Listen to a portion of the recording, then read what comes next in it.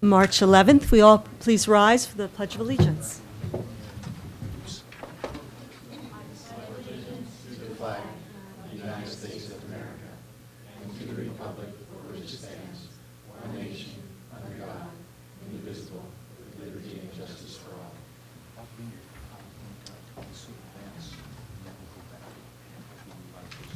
And we have Spanish translation.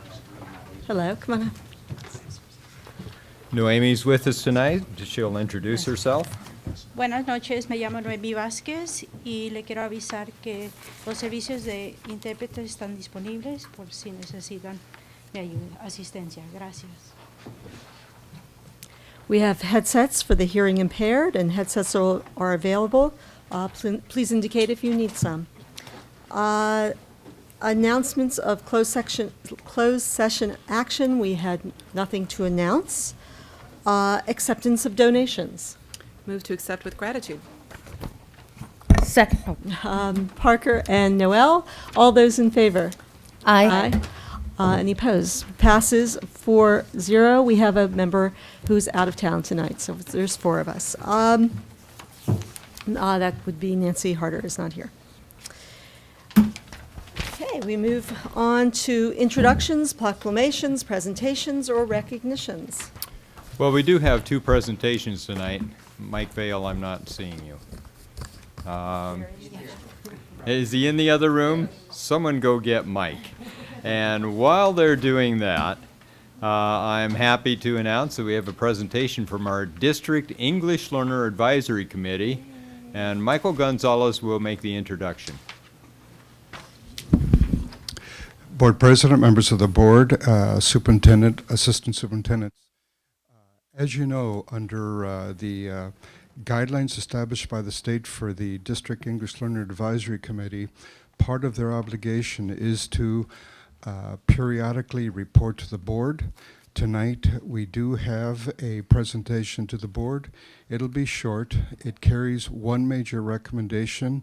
And without further ado, let me introduce a DLAC officer, Esteban Ortiz, who will make the presentation to the board. Esteban?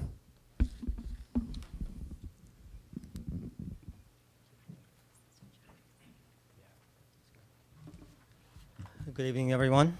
Thanks for having me again. Well, you have in front of you a document that we made possible through the meetings of DLAC, and the last couple of meetings that we've had. We have discussed some of our obligations, and you can see them listed there. There are 7 main points that we are responsible in advising this board. And based on those recommendations and the reports that we have gotten from parents throughout the district and the same representatives of the different schools in our committee, we have had several comments in relationship to communication or the lack of that parents feel that they have coming from the schools to them when it comes to letting them know about meetings or important dates that they must know, and not that information is not going out to the parents of the school, but specifically that those information, those notices are not coming down timely to them, and that they're not coming to them timely and on the language that they understand, specifically Spanish, as we represent the English learner community. Again, the results of those interviews with student parents, school staff, and also we have gone through some of the results that were published, earlier, in a couple of months earlier, test data that we looked at. We basically are looking at the fact that principals need to assure that their schools are represented at our DLAC meetings. We at DLAC know that school principals are required to have representation at our meetings. We know from talking to Mike Gonzalez that we are supposed to have at least 20 parents or 20 different representatives from the schools that are supposed to be English learner schools. And constantly we see that we have less than 50% of that. So that's something to note and something that we would like the principals to make note of, that they must send someone down to our meetings so that we can keep them informed, and also we can keep the DLAC informed of any issues that are going on at the school. The other thing is we must have the schools renew their commitment to raising the academic level of the English learner community. Again, looking at the test scores, we see that that is not happening at the rate that we would like to see it. Again, California law dictates that when schools send notifications, that they must be sent in a language that parents at home understand it. And again, it is being sent. Sometimes it's not. We do hear parents that are, saying that they're not getting the notifications in Spanish, or that they're getting them late for, whatever meeting or notice that they were supposed to have received. And the main thing here also that and that's going to come in my recommendation, or our recommendation, excuse me, is that the school personnel need to increase the frequency of the contacts that they have with the parents at home. We understand, and it is great that we get at the elementary level, we have the quarterly meetings, parent-teacher conferences that we have at elementary school level, and those are great, believe me. I've been to many of those, but what we feel is that we need to have more frequent contact at the elementary school level. And we also understand that teachers have, it's a little bit different with secondary school teachers, where they have lots more students, and it's a little bit more difficult to keep in contact with parents at home. But we mustn't overlook and also the need for those parents of those students, that they also must have communication with those teachers.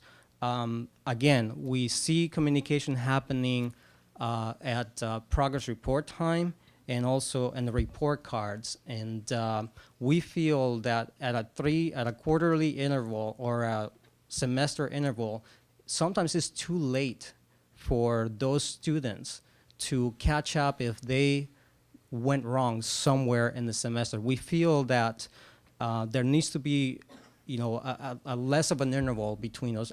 Actually, it needs to be an active communication, not passive through notes and things like that. So come to the point, basically, is that the recommendation of DLAC is that we would like to see, or here's the recommendation of DLAC, that each school with a significant numbers of English learners assign or hire someone at each school whose sole purpose is to monitor the academic performance of the English learners, provide English learners' parents with the accurate and timely information in the language of the home, and encourage greater parent participation to the school.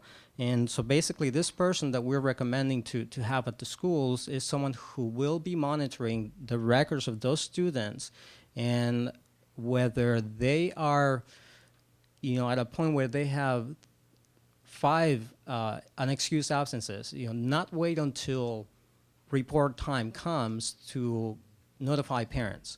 It needs to be more active participation from parents also. And again, having this, it's going to be a liaison,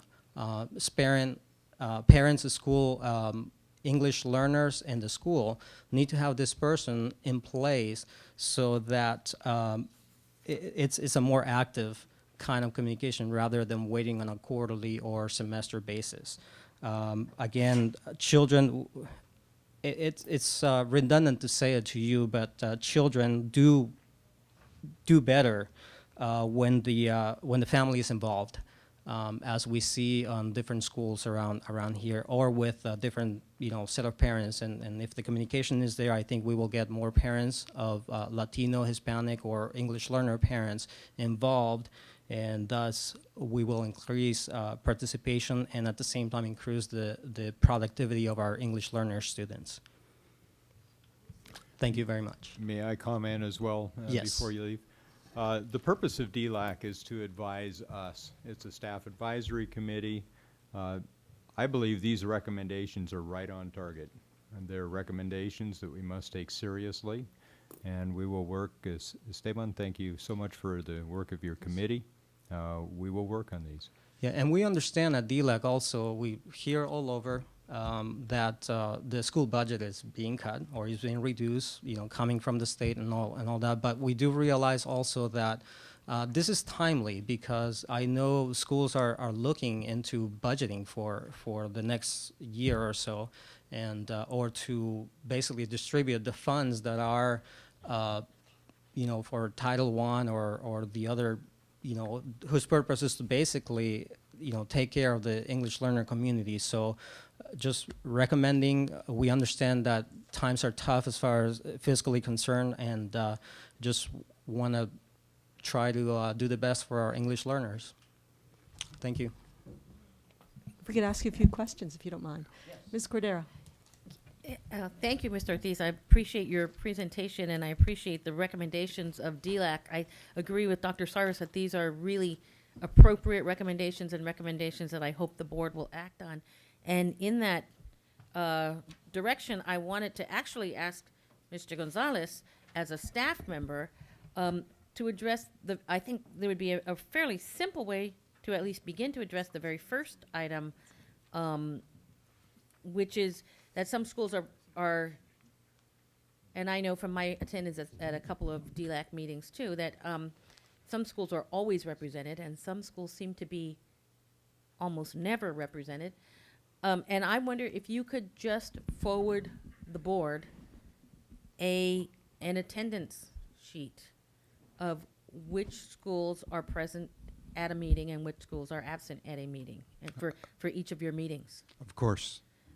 That would allow us to perhaps exert some influence on encouraging some of the absent schools to be more participatory.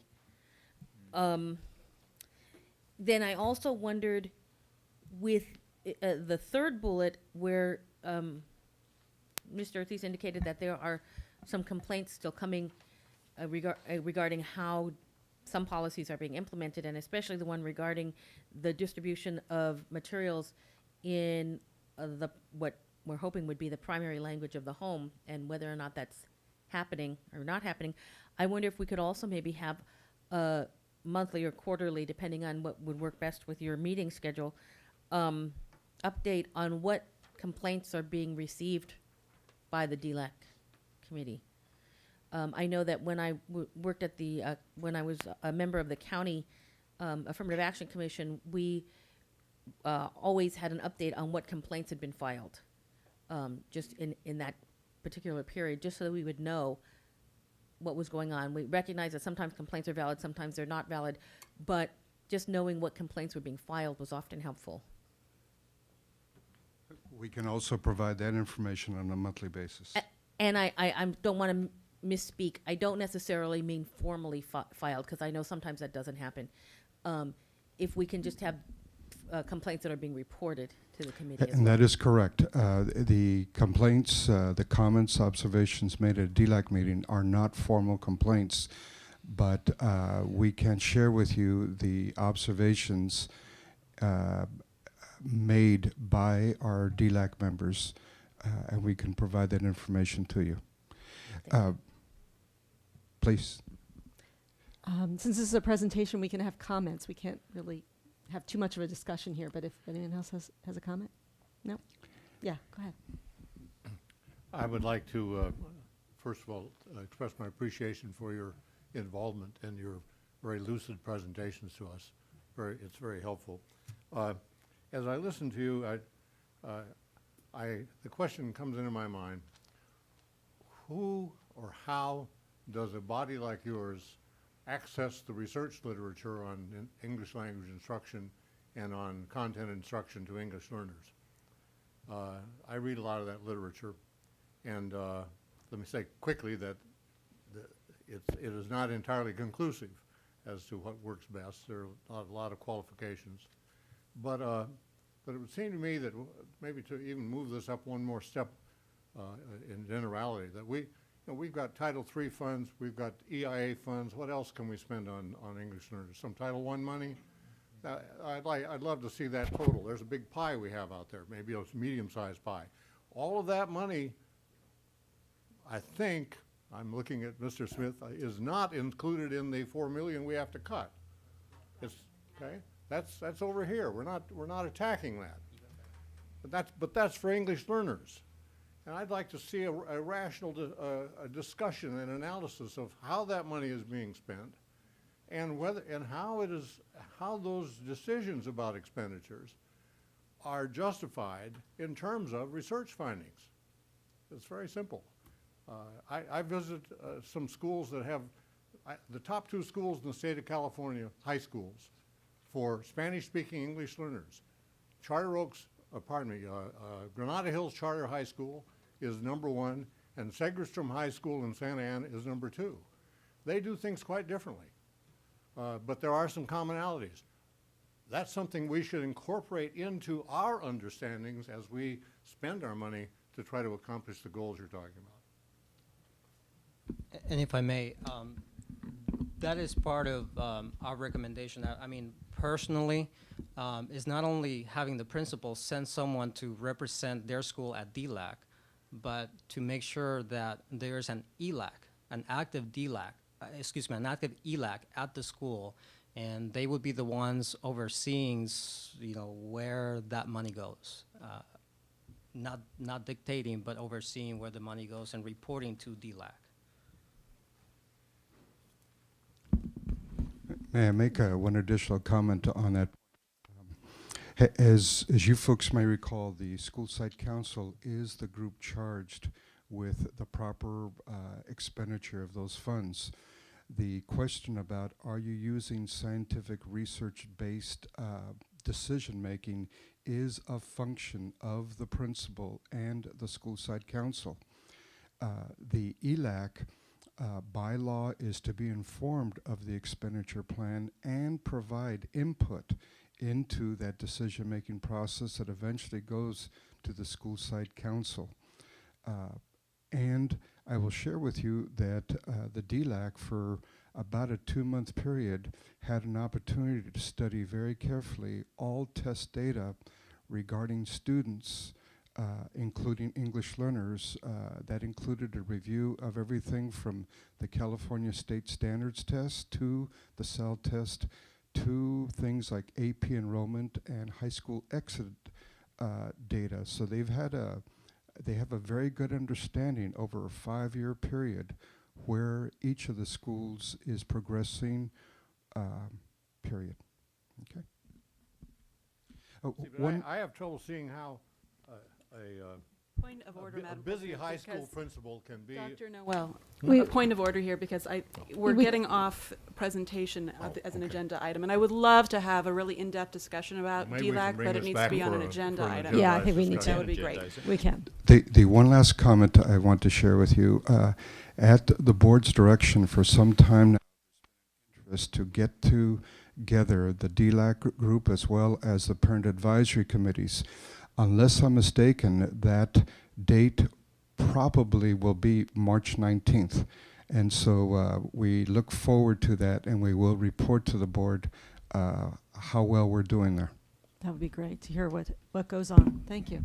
Did you Just wanna- not a question. I just wondered. Well, maybe it's a question. If we could if there are other members of the DLAC in the audience, if we could just have them rise and be acknowledged, because yes. I really appreciate the work that this committee is doing. Las personas que están aquí Gracias. representando al DLAC.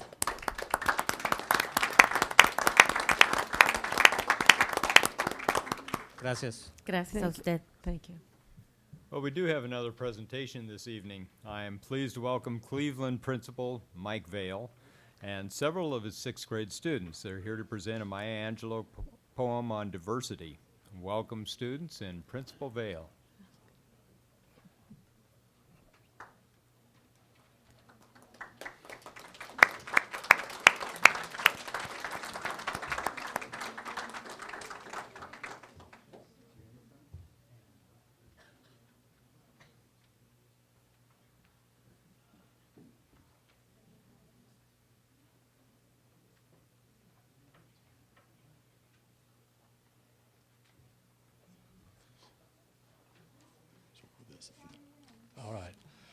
All right, I'll tell you when we'll open it up, huh? Well, welcome. We're glad you're here. We're glad we have this opportunity to express some of the work and learning that's going on at Cleveland School. I want to take this opportunity to invite all of you who have a chance to come to our open house, which is a celebration of learning at Cleveland School, the 17th of April. We have if you like, terrific taco dinners. We've got a dinner for the entire school at 5 o'clock. And then we have 18 classrooms open. We have a celebration of our Crescendo Integrated Arts Education Program, in which we are inviting nonprofit representatives from across our community. We've received this year over $44,000 in support of arts education at Cleveland School. We'll have students playing violins, clarinets, dancing the flamenco, swing and salsa. It should be a great night. That's the 17th of April. Tonight, what you're hearing is a production that comes from our Great Speeches and Ideas in American History contest. Each year classes pick different pieces of literature that represent great ideas that have helped to change this country for the better. What you're going to hear are sixth graders from Mr. McCarthy's class. Presenting a poem by Maya Angelou was first done in public at the inauguration of President Clinton in 1993.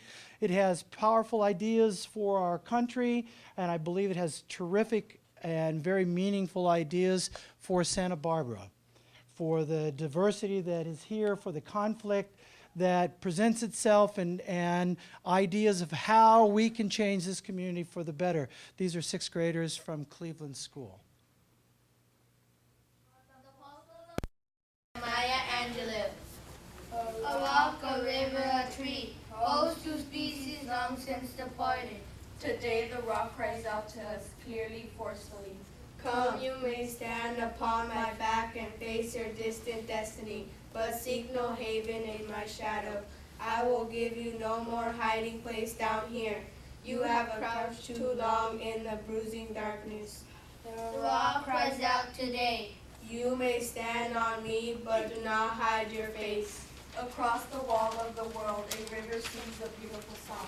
Come rest here by my side. Today I call you to my riverside. If you will study war no more, come.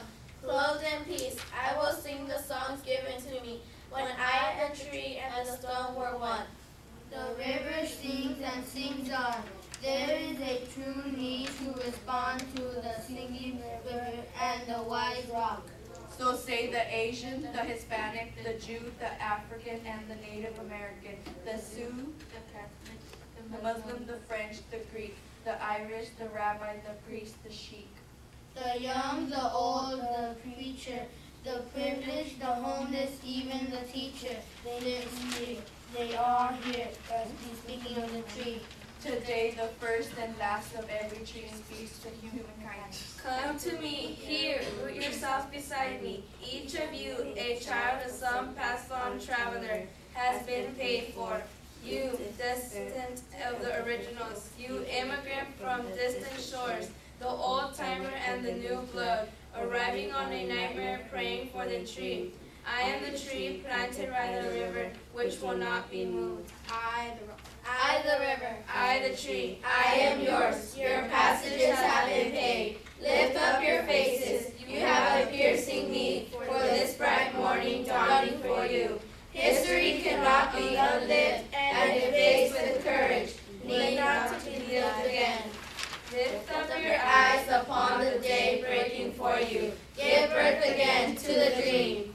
Women, children, men, take it into the palms of your hands.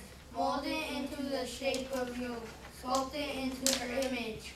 Lift up your hearts. Each new hour holds new chances for new beginnings. The horizon leans forward, offering you space to place new steps of change.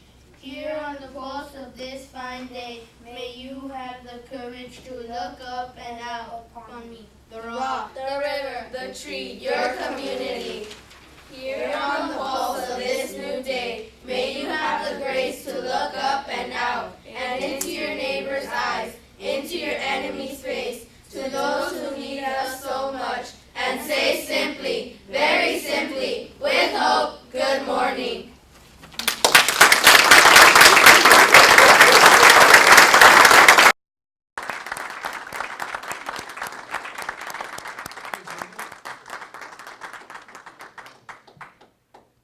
Thank you. You know, you can watch yourselves on TV on Channel 18 at 5:30 this Saturday night. Saturday night? Excuse me, just before you leave, Mr. Vale, before you leave, I just want to congratulate the students because this is a poem that I teach at Santa Barbara City College, and you have done such a wonderful reading of it. I wish that my students could hear you. It was wonderful. Thank you very much. Let me add. Let me add that teacher Brian McCarthy is here as well.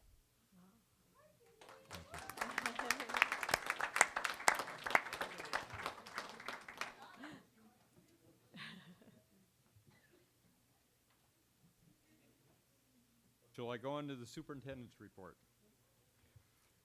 Well, 10th grade students were busy today taking the California High School Exit Exam and will continue tomorrow. This is the first testing opportunity for this grade level, and the results are used for adequate yearly progress scores. So, you know, we get the whole high school's AYP based on their 10th grade high school exit exam scores. Elementary district physical fitness testing for grade 5 is underway and will be completed by March 21st. In the secondary district, physical fitness testing for grades 7 and 9 will take place in April. And the STAR writing test for grades 4 and 7 took place last week. The multiple choice portion is coming up. That takes a number of days. It will begin on April 14th for Cleveland. Our other schools are scheduled to be right behind Cleveland School. As you see, they were leading the way tonight. Well, 4 of our students took top honors in the Santa Barbara County Spelling Bee on February 28th. Quinn Hensley, a 5th grader at Washington Elementary School, spelled legerdemain correctly to take first place in the elementary division. And in the secondary division, first place winner Kelvin Naranja, an 8th grader at La Colina Junior High, correctly spelled cornice. And Brenna Hensley, a 7th grader at La Colina Junior High, took second place by spelling gyrate. Third place went to 7th grader Taylor Randall from Open Alternative School, who spelled allergy. Quinn will proceed to the Elementary State Spelling Bee on May 17 at Sonoma State University. Kelvin and Brenna move to the State Junior High Spelling Bee on May 10 in San Rafael. Well, congratulations go out to the Dos Pueblos High School Engineering Academy. And you can see our excited students here, the 32-member robotics team, and Amir Abu Shair, the director of the academy, won the regional first. First stands for Inspiration and Recognition of Science and Technology robotics competition held in San Diego on March 6th through 8th.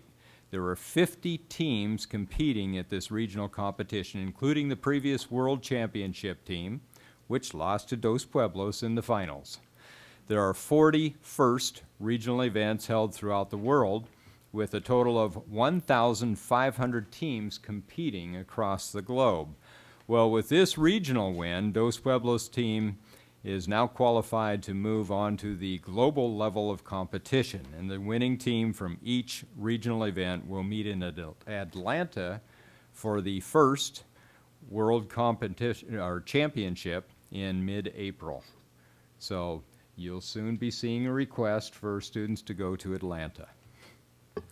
March 8 was a red letter day as Santa Barbara Junior High celebrated 75 years of service to the community. Ms. Cordero, did you want to gloat since you were a student at that school? Well, I wanted to point out that both my husband and I were wearing our name tags with our class of 71 and class of 72 badges.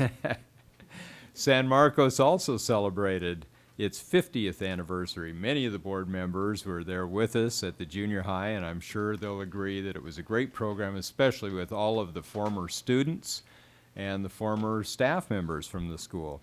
5 members of the junior high school's class of 1933 and 1 member of the 1937 class met with journalism students last week, and as I understand, reminisced about the day's duck shooting. I hope that wasn't associated with school. Wagon wheel hunting, and playing softball while riding donkeys. My, how things have changed. Well, these events remind us that our schools have a rich tradition of service and have educated generations of students. Incidentally, the first student body president in 1933 was Mario Borgatello, founder of Marburg Industries. Santa Barbara High School students are participating in the Santa Barbara Fire Department's Teen Community Emergency Response Team, CERT course. 10 two-hour classes are offered, and students can earn course certification. Some of the class topics are fire safety, utility shutoff, disaster medicine, triage, and establishing treatment areas, search and rescue methodology, and victim removal. Also disaster psychology and team organization. The plan is to have students take a role in the school's disaster drills. The course has many students thinking about work for the fire department, police department, and emergency services in this community. Our office regularly issues a report to the board called the Board Brief. This is a collection of reports and articles on school and district matters. A copy is on display in the reception area or in my office. In the February 29 board brief, the board saw, among other articles and reports, 2 major lists from School Services of California. First was a projected funding for federal categorical programs for next year, and that ties right into what Dr. Noel asked about what money we expect to receive for Title III, for EIA, for example. The second was a list of state categorical funding projected for next year based on the governor's budget proposal for state funding. EIA is state, Title III is federal. And you may see in this picture a local celebrity at the February 25th working together to protect public education forum of California education leaders, our very own Brian Tangway, CSEA's Chapter 37 president. And I might add, the district's purchasing warehouse supervisor participated in a panel discussion on the anticipated effects of the governor's proposed budget cuts. The forum was organized by State Lieutenant Governor John Garamendi, and the 10 speakers represented 10 million K-12 schools, community colleges, state universities, and the University of California. They voiced concerns about the devastating impact that the cuts would have on the educational community, and I might add, Brian, you look quite dapper there. Well, coming up in the days ahead, and copies are on the back table of this list, Goleta Valley Junior High's Science Fair is this Friday. The Santa Barbara Area String Festival will take place next Monday, March 17, at La Cumbre Junior High with strings from our districts, the Goleta Union School Districts, and private string students. La Colina Junior High's 7th grade GATE honor students are preparing for the school's annual Walk Through the Middle Ages on April 20. The peak demonstration period is from 9:30 to 11:30 if you'd like to be there. Students' research and creativity are demonstrated in this living history exhibit. Their booth displays depict topics such as daily life for peasants and nobility, the influence of religion, growth of cities, food and farming, weaponry, and cultural influences of the period. And there's always a lot of student enthusiasm accompanying the presentations. Goleta Valley Junior High will hold an orchestra and jazz ensemble concert on March 20 at 6:30. Santa Barbara Junior High will perform Annie Jr. on March 21st and 22nd at 7:30. And Goleta Valley Junior High will be holding their beginning and advanced band concert, which will be held on March 24 at 6:30. And that's the end of our superintendent's report, but we do have a student report. Dr. Sarvis, could I just clarify something real quick? You said Goleta Valley Junior High Science Fair was this Friday? Thursday. Did Okay. did I say Friday? I Saturday? think you said Friday. I Sorry. just wanted to clarify that it's Thursday. It is Thursday. And Leanna Azuri is here from San Marcos High School. Hi, I'm Leanna Azuri, and I'm the student board rep from San Marcos. And I'm here to report on the events going on at San Marcos. So back in December, on the 11th, I had a substitute fill in for me because I was involved in this event called Kids Helping Kids, which was a huge dinner and auction that our AP Economics class put on to fundraise money for the Santa Barbara Unity Shop. Together with our annual penny drive, we raised $100,007 in donations. So it was a huge success and something we are very proud of. In January, our marching band was invited to perform at the Orange Bowl in Miami, Florida. This was a huge honor for both them and our school. Also in January, our drama department put on the annual One Acts, a series of short 5 to 10 minute plays that were performed to sold out crowds every night. In February, RBR, or Royal Blue Review, our longest running show at San Marcos, took place. This is the annual talent show and we have so many talented students at San Marcos that it took 2 nights so everyone could perform. It was a very entertaining evening. In early February, we had a winter semi-formal dance. This year's theme was Black and White Night. We sold out the UCSB USEN hub for a great evening of music and dancing. We are planning on continuing this tradition as the theme was perfect for students to dress up without spending a lot of money on formal wear. This dance was organized by our sophomore class. On February 26th, San Marcos held its 8th grade parent night. This was a fantastic night as it was organized entirely by our leadership students. Senior Julia Chang and the leadership class planned the entire night, organizing the administration and teachers for the evening. It was very well received, especially the students-only, no adults allowed room, where incoming 8th graders were able to talk to current San Marcos students without any parents, counselors, or teachers around. It proved to be a great asset to the evening. Our award-winning dance team, the Marquettes, just won the state and national championships these past few weeks. As a result, they will be participating in the King of the Bleachers invitational-only competition next week.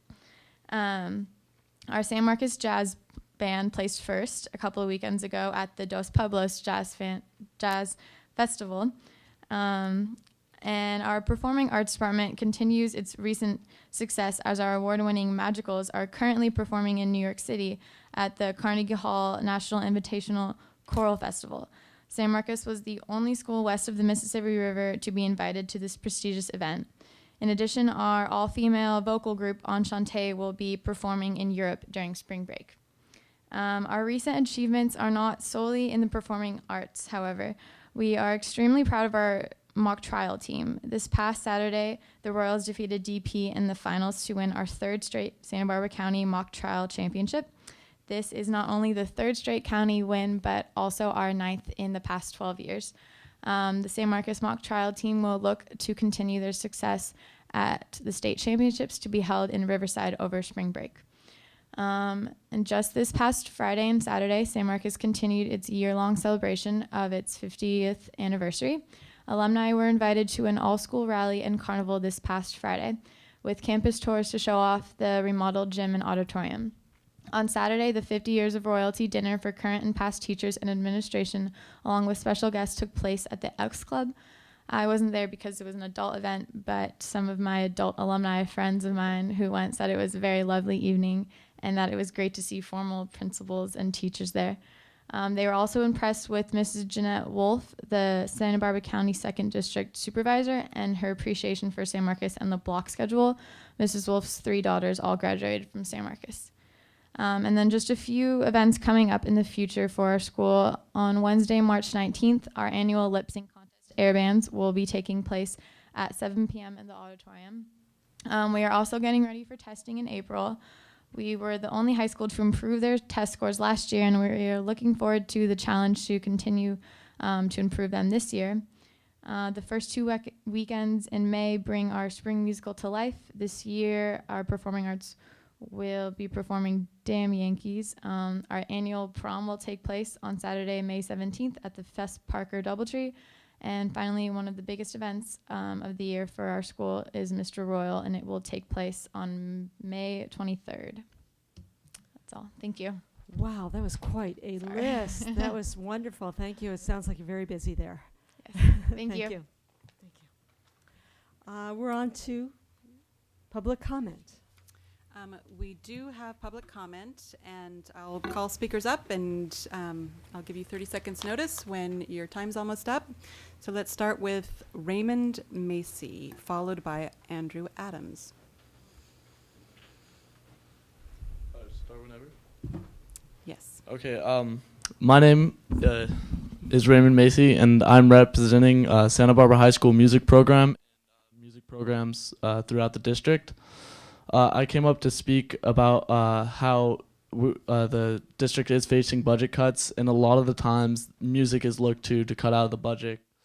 But I'm here to tell you just how valuable this music program is to our schools, and how many kids are involved and enjoying it. When I was a freshman at Santa Barbara High School, the school's junior high program had started to being cut. They went from 5 classes my 7th grade year to only 3 my 8th grade year, and the year after that it was only down to 1.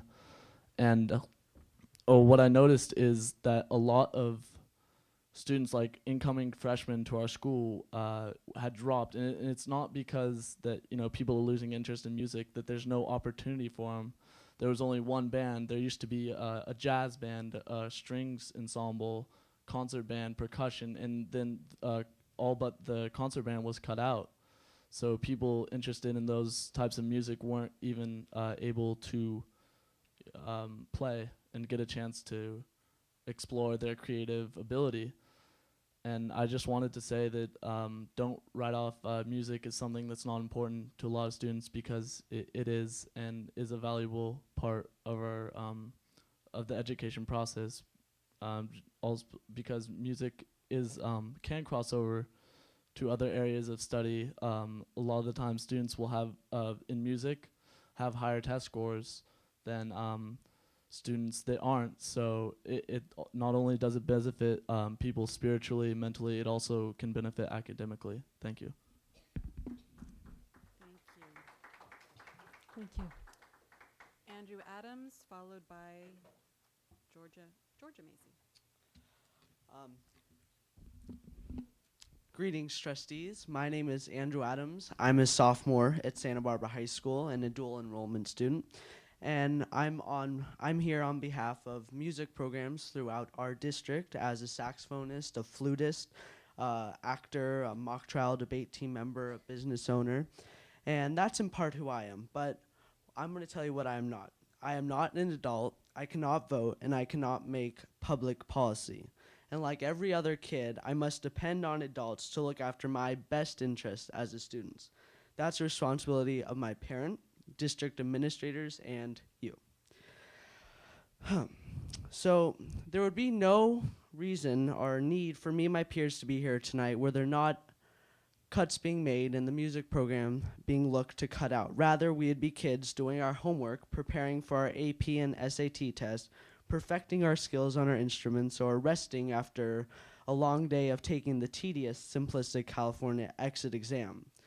But because oversight has been inadequate, we members of Music Students United and music students throughout the district concluded it was time to speak up in an attempt to impress upon you that if you'd opt to listen to students in our local public school system could be designed and operated on a financially sound basis that would benefit more students.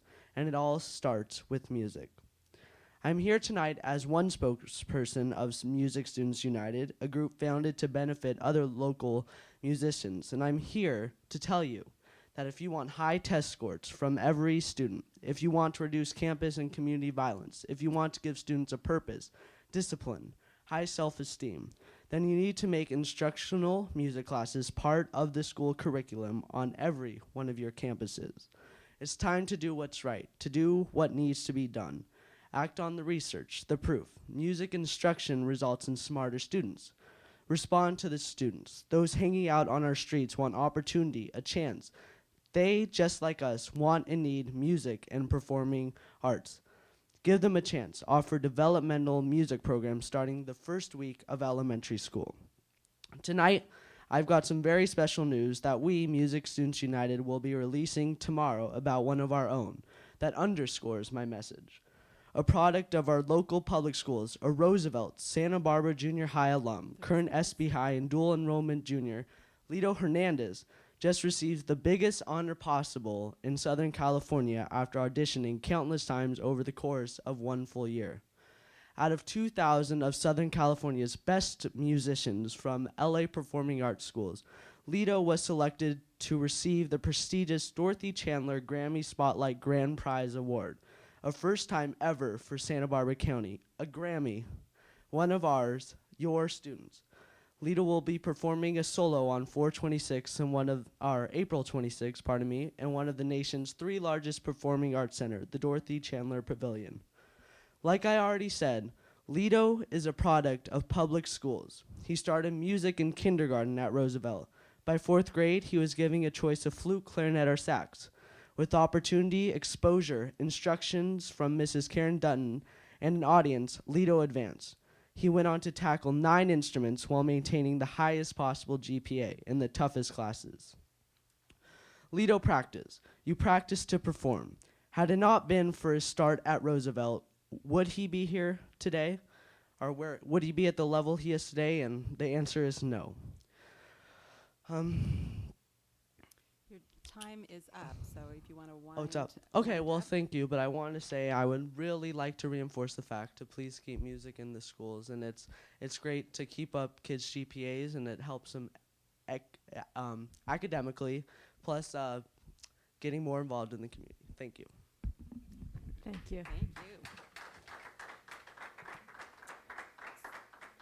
Georgia Macy, followed by David Holmes. Hello, I'm also from Santa Barbara High School, and I'm also to represent the music department. Not only is music important because of academics, in school it's also important to keep in mind that we're preparing for the outside world. And part of that is leadership and teamwork. And music, more than any other class that I can think of, prepares you for that. There's different sections, and each section has a section leader, and they're in charge of this section. They hold us together, and we work as a team towards a common goal. And there are group projects in math, in English, but many students will complain about them. One student will do all the work. But that's not what happens in music. In music, everyone has to work for a common goal, and everyone does. And you'll see that. If you go to any of our performances, you'll realize that every single one of us puts our heart and our soul into our music. And that is extremely important to keep in our schools. Also, it gives students a positive community to interact with, and it's extremely important when you're going through high school. I'm sure you'll all agree to have a group of friends always ready to support you. And band gives you that. Out of any other class I've had, I have the most friends from band, and I always know that they'll be behind me.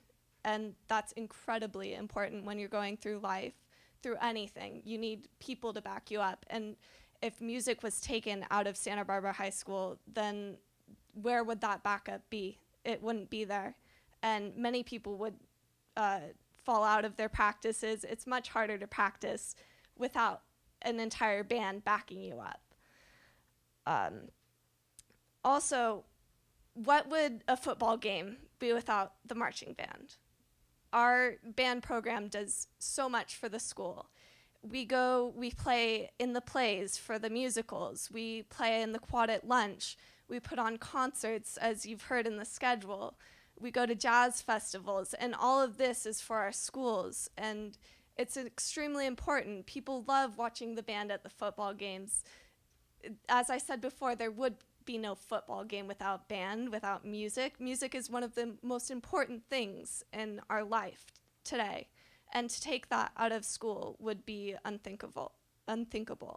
So I'm asking you, please keep music in Santa Barbara High School and in all the schools in this district. Thank you. Thank you. And Mr. David Holmes.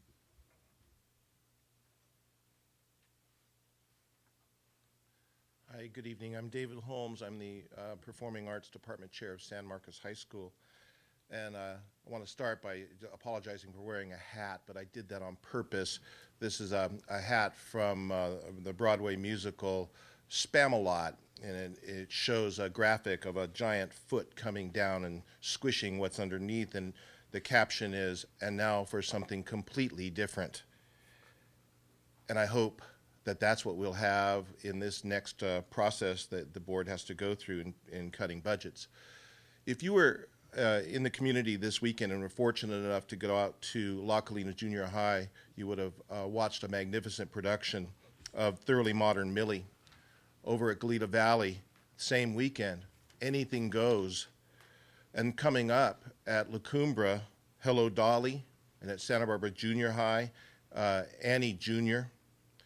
You have an opportunity this spring to see 2 schools producing the same musical, Beauty and the Beast.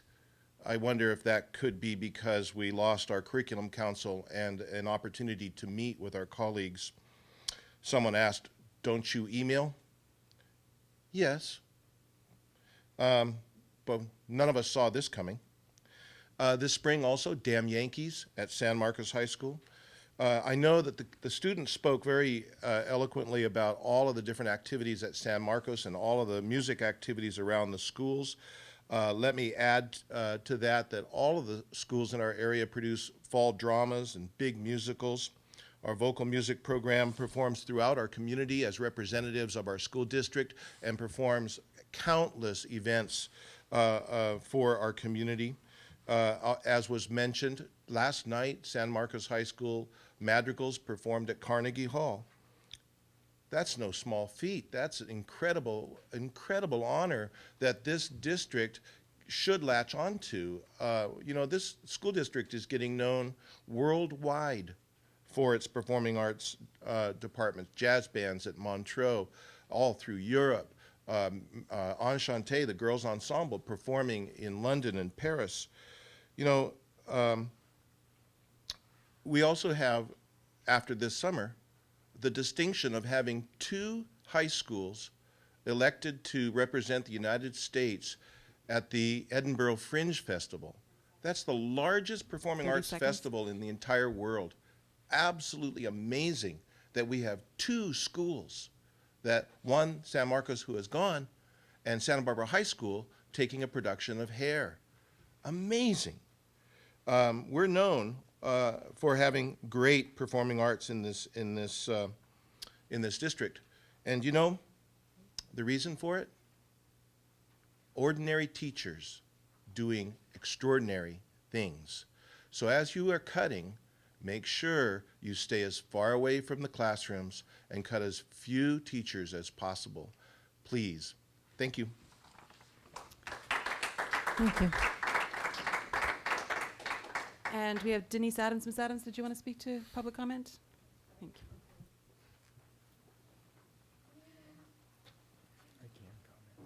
Hi, I'm Denise Adams, a parent, and what I wanted to underscore that's really important, all the students are very aware that you're facing budget cuts and layoffs, and they're also aware that their very valued teachers are getting these notices. And they're also aware that who they are today as high school students, it started at the elementary level. All of these students, Dr. Sarvis and trustees, they benefited when they were in elementary school that your junior high and your high school students came over and mentored them. What the public doesn't know is there's no students left to mentor. When my son 4 years ago started at Santa Barbara Junior High School, we had 6 periods a day of music class. We're down to 1 period a day with only 8 students. Who's going to be in the marching band? Who's going to be at any band? And if, in fact, all the research you've already heard about on your past meetings elevate students, we know about the state funding grants that are coming from the state, But the public isn't aware that you have one music teacher overseeing 8 schools, that these teachers are really working 70-hour weeks. I don't care if I walk into Scolari's on Milpas or where I go and people say, the teachers aren't working hard enough. I look them in the eye and I say, have you ever met a music teacher? Have you ever met a performing arts teacher? These people are heart and soul. It starts at the elementary level. And I've been to a lot of your meetings, you've seen me here, and I don't think the elementary schools get the attention they deserve. It starts with them, and if it doesn't start in kindergarten, if you don't cultivate it, I think what we do in junior high and high school is remedial work. Our community is now paying for it. There's nothing more sad than last night to go to a band booster meeting at Santa Barbara High School, your alumni, Mr. Terminal, of your school, and the parents are talking about getting more band uniforms. And I said, why are we looking at getting more band uniforms? There's only 8 students at the junior high. Who's going to wear the uniforms we even have? And if, in fact, we can tie this to academic performance, you know how to do it. You're the professionals. I'm an amateur parent. But it starts young. It starts in kindergarten. And if we could put one music teacher at every school and give them job security, how would you like to face paying your rent or mortgage and not knowing if you have a job year to year? One of our premier teachers, Miss Dutton, taught Lito Hernandez what he knows. She is now over 8 schools. She works probably 50, 60, 70 hours a week. Mr. Odello, who taught Lito Hernandez at Santa Barbara Junior High, had to leave the district because he didn't know if he had a job. All we're asking for is that these teachers be treated like the professionals they are, given some job security, and the outcomes of these students, I think, speak for themselves. And the survey done by the Sound of Voices of students on the street by Christy, I'll think of her name in a minute, but her publication, she interviewed students on the street. The number 2 thing they want from the district are music and performing arts programs, to be somebody who they can't be in real life, to develop self-esteem, confidence, and you can make all that happen. So we hope you keep us in mind, and please remember the little kids. Thank you. Thank you.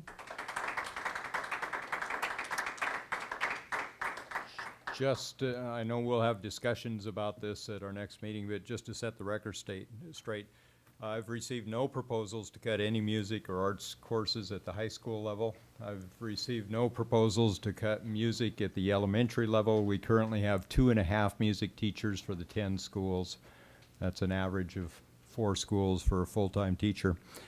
I have received a proposal to look at extra electives at the junior high level. I believe we currently have 3 music or band courses, instrumental music courses at Santa Barbara Junior High. 2 of those were added through extra electives, and of course I know this all gets very confusing, but because when we talk about electives, we do have courses that we offer as electives. We provide at the junior high level extra FTEs for extra electives, and I know that that often gets confused as we're cutting all the electives at the junior high level. But we'll have that discussion on April 8th. Thank you. I just wanted to say something about Music Students United. Some of you may not be familiar with the group. They formed a couple of years ago, and I think one of their first efforts was they put together a jazz band, a full-size jazz band, got the books, rehearsed the music, put on a performance, raised some funds, and the money went to La Cumbre to develop their program. And not only that wasn't enough, but then they went physically over to La Cumbre and helped clean out the music room and get things organized to kind of reinvigorate the program there. So they're a terrific group of kids and deserve all of our respect and applause.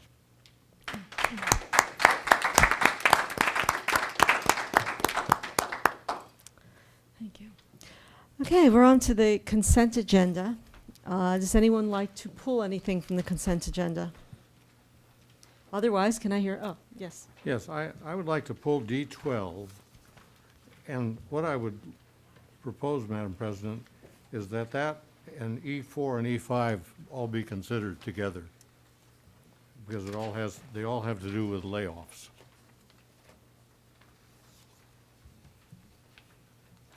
Okay, well, we'll see if we can do that. Anyone, anything else? And let me try to, since there's a little uncertainty in your response. I'm just not sure whether we can do that, but go ahead. Let me make the argument. I think that putting any action on sending out the release of layoff notices to temporary teachers, and where the list is quite long, I think it should be not on a consent agenda, but up front in full light of the public. Sure. Thank you. Okay. Any? Move to approve the remainder of the consent agenda. Okay. I just want to mention, within this is several retirements. Several teachers, 4 teachers. Michael Dunn from DP, been with us for 36 years. Susan Kirkus, retiring after 36 years. Jennifer Rob Morin from Santa Barbara High School, retiring after 11 years. And Carol Rellis, LaQuesta, I believe, at DP, are retiring after 14 years. All those in favor? Aye. Aye. Did we have a second? I got us. Yes, for me. So is Cordero, Parker, all those in favor? Sorry. Aye. Aye. Any opposed? Then it passes 4-0. And E1, negative certification of the second interim financial report. Deputy Superintendent Eric Smith will be giving this presentation on the second interim report. As you saw in the report, the budget position of the districts has been improved over the first interim report, which you saw in mid-December. However, because of multi-year assumptions based on the governor's projected budget and the magnitude of the structural deficit, we are recommending that the board certify a second interim report. The second interim report is a negative declaration, and Eric will explain that. There are simply things that the board needs to do to change that position for a multi-year. Eric? Thank you, Dr. Sarvis. Good news, bad news. The good news is that we did increase the fund balance, projected ending fund balance on the unrestricted side from 4.7 to 5.2 based on some mid-year adjustments. The bad news is now the multi-year projections reflect, similar to what School Services of California's multi-year projections reflected, with the governor's budget and the assumptions therein. So at this point, we're dealing with the second interim report. As the board knows, the board is required to do 2 interim reports per year. The first one, called the first interim report, is a snapshot of the financial activity of the district as of January 31st. It has to be submitted to the board prior to December 15th. The second interim report is a snapshot of the district's finances as of January 31st and has to be presented to the board no later than March 15th. As Dr. Sarvis alluded to, we're looking at a negative certification, which is different than a qualified certification, based primarily on the impact of the governor's proposals.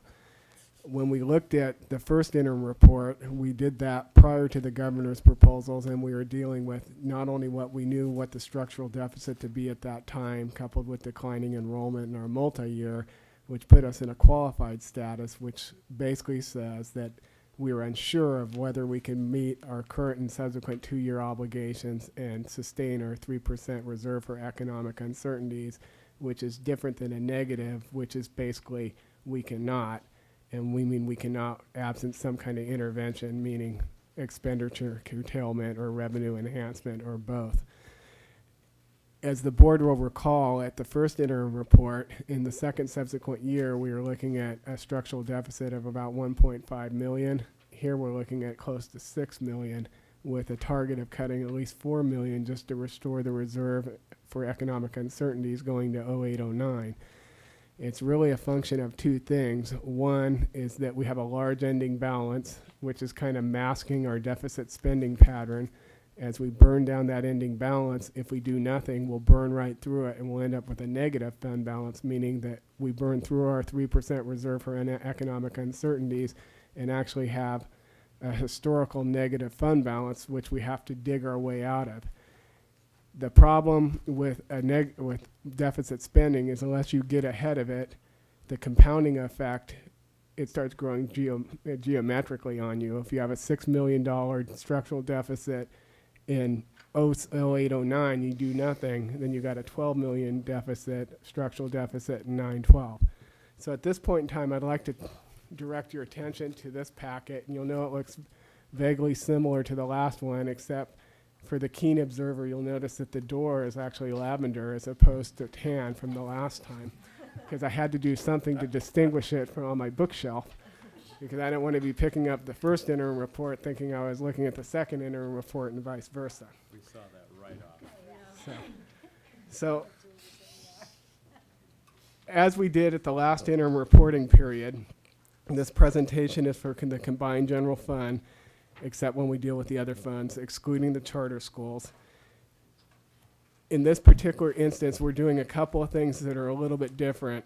I know that last time we talked a lot about variances and looking at variances between adopted budget, first interim, second interim. In the SACS format, which is all the state prescribed format in the back, it only allows you to look at the difference between the interim reporting period and the board approved July 1 budget. You'll notice in most of the narrative, the homegrown stuff, we compared first to second. So if you're interested in looking at the variances on a numerical basis between the board approved July 1 budget and the second interim, you'd really go back here and look at these docs. But if you're really interested in looking at what the history is from first interim to second interim, that's how we structured this. And you'll probably note that in here I left the significant variances at first interim, so you had that history. So if we start on the first page of the narrative, and the first thing you'll see is that we're comparing all the funds at second interim to first interim, and you can see, slight differences. The most significant difference is in the general fund. We increased fund balance by about $600,000, unrestricted fund balance, which accounts for the increase in the percentage. Then as you move down, we look at general fund revenues, transfers, and sources, and I'm going to move through this kind of quickly because I'll refer back to it when we get to the variance report. On the second page, we look at general fund expenditures, transfers out, and uses, and you can see the difference there is between the first and second interim report in the general fund, both on an unrestricted and restricted basis. You can see that there's a slight decrease from the first interim report, and some of that has to do on the unrestricted side with the reductions in expenditures we made. And you can also see on the restricted side there's some increases because as the budget rolls along, we get notices of apportionments and things that we post because we never post categorical apportionments until we actually have the entitlement letters. Then as we move down below where it says second interim report summary of changes, I'm just going to call your attention to some of the highlights, and I'll go back over this when we deal with the narrative. Class size reduction operations K3, you can see that that's a ding to us at 261,090. That's because at first interim report, we failed to make the transfer to the charter schools for their proportional share of K3 class size reduction. We picked that up. There's a couple other technicalities we picked up at first interim that we adjusted for here as well. When you look at the increases, like you can see Title II teacher quality, we had $74,000 increase, so obviously we had better information, so we posted that. If you go to the next page, which is which starts with community-based English tutoring at the top, and you move down, you see special education, $115,494. We had a PL 94142 entitlement letter that was different, which is the federal aspect of special ed. And then as we move down through the unrestricted expenditures, you'll see basically some deductions, and we'll talk about that once we get to the narrative as well. So if you move over to page 5, you'll see that at the total there's a subtotal of 60444. That was the increase in unrestricted fund balance. And then if you look at the combined total increase in fund balance between unrestricted and restricted, it's a little over $1 million from first interim report. So what I'd like to do is call your attention to page 8, which is really a pretty good summary of the variances between first and second interim. And I'll go through those, and if you have any questions, feel free to ask me. once again, we look at these in the major object groupings, and where there was some significant variances, we called them out and told you what they were. In the revenue limit sources, there were no significant variances between first and second interim report. For federal revenue, there was a slight variance in unrestricted federal revenue due to a coding correction of restricted income that was inadvertently placed on the unrestricted side of the ledger. So we had some cleanup there.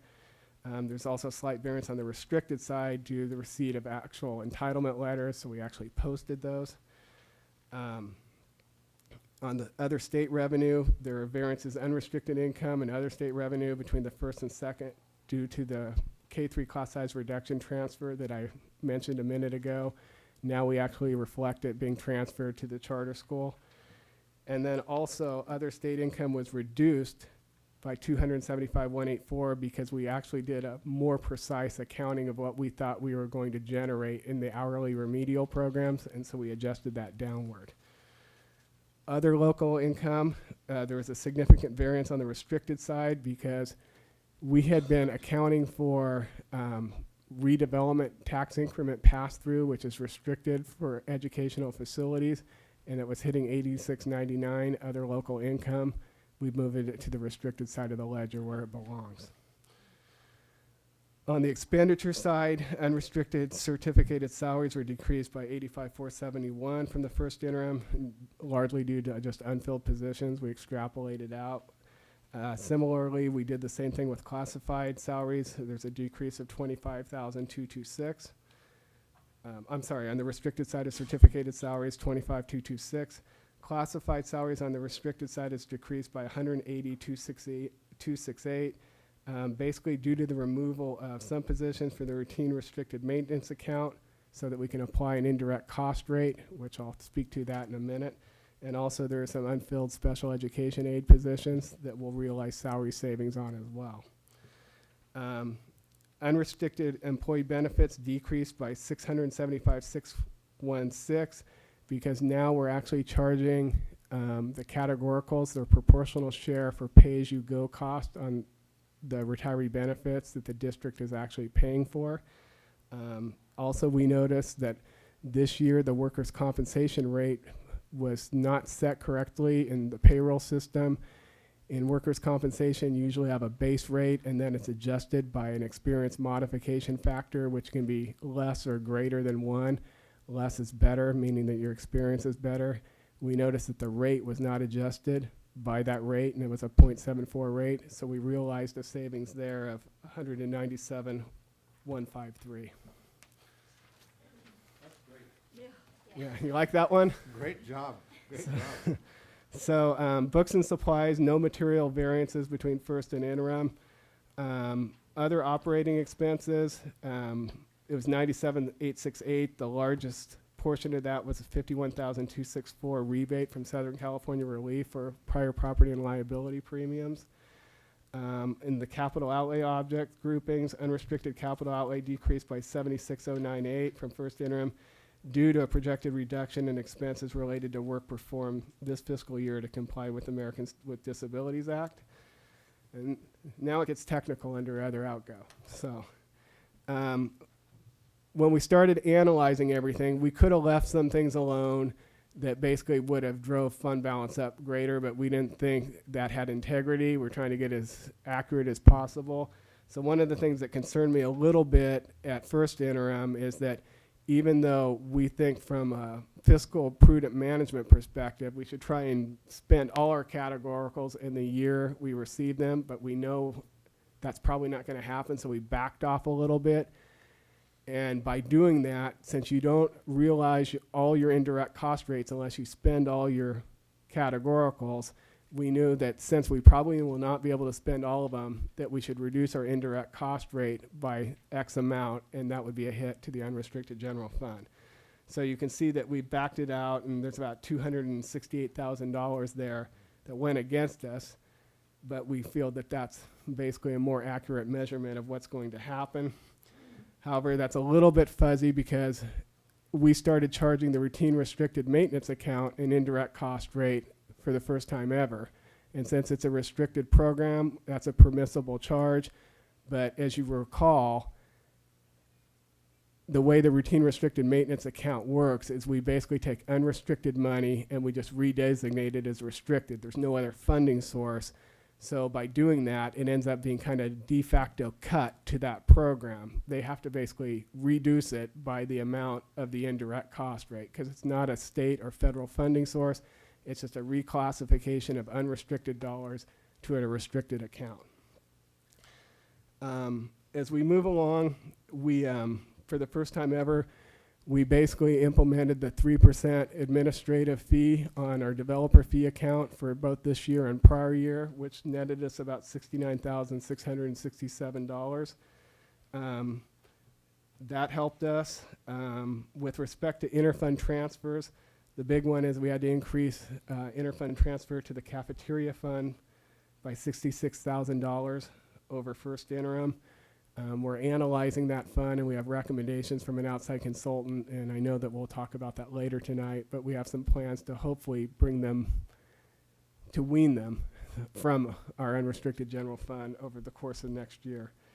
Unused site fees reported under other uses, that basically increased because we got better information from OPSC. I think we had like $60,000 in there. We got the invoice from OPSC, said it was going to be $100,000. So we had to increase that by $49,178. Contributions to restricted programs. I think the board will recall when I did the PowerPoint presentation, I said, where do we start? We start at the beginning. Let's go back and look at last year at the close. Let's see if there's anything that, you know, on a liability that was maybe posted and it shouldn't have been. And let's hope we don't got any surprises in terms of receivables that didn't actually show up. Well, we did find some things. And one of the things we did find is that we had an accounts payable set up to the SELPA. Combined between both districts is about $180,000. When we got better information from the SELPA, we found out that not only could we reverse that, but also that we would do some low incident funding. So the combined total of those things, the $247,804 and the $180,843, you'll see that as a decrease in the special ed contribution, and that's the combined of those totals. Now remember, both of those are one time, so it's a one-time benefit, but it still is a benefit. So in any event, when you look at the combined total of all those adjustments, notwithstanding all the other little tinkering we did, the ending balance on the unrestricted side is increased from about 4.7 to 5.2%, and that does not reflect, by and large, the spending freeze or the majority of other frozen vacated positions. And we'll have a better look at that at third interim, but it's a step in the right direction. As we move on to page 10, here's basically a pie chart that shows our general fund, unrestricted and restricted revenues. As you can see, you know, unrestricted represents about 66% of the general fund, and the largest portion of that is our revenue limit sources. Revenue limit sources, which are based on average daily attendance, derived from enrollment, is really the lifeblood of a school district. That's where the majority of our general purpose dollars come from. The table that shows enrollment history and projections, I think what's significant about this is if you start looking at the difference in ADA between 06, 07, 07, 08, and projected 08, 09, you see there's first 262 decrease between 06, 07, 07, 08, and then projected 324 between 08, 09. And if you look at the prior years, you can see we had significant decreases there, but the combination of those two is all kind of feeding into this issue with all the other variables that are adversely affecting us.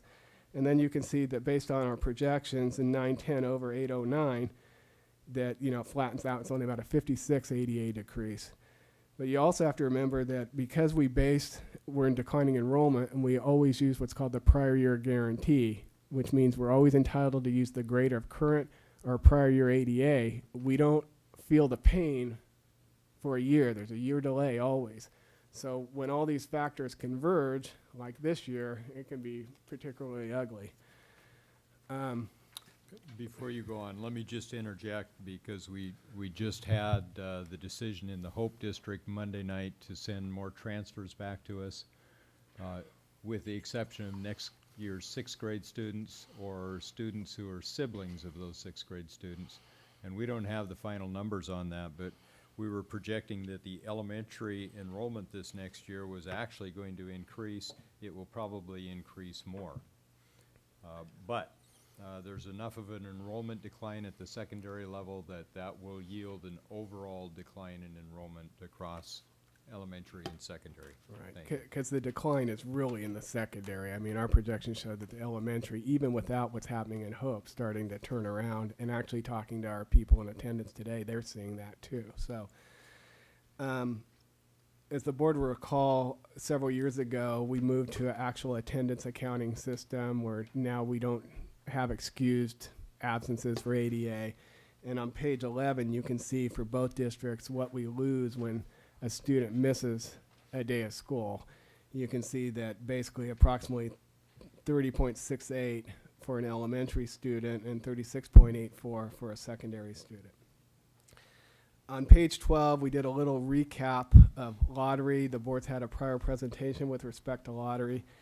I think a lot of people are under the misconception that lottery was a panacea for schools.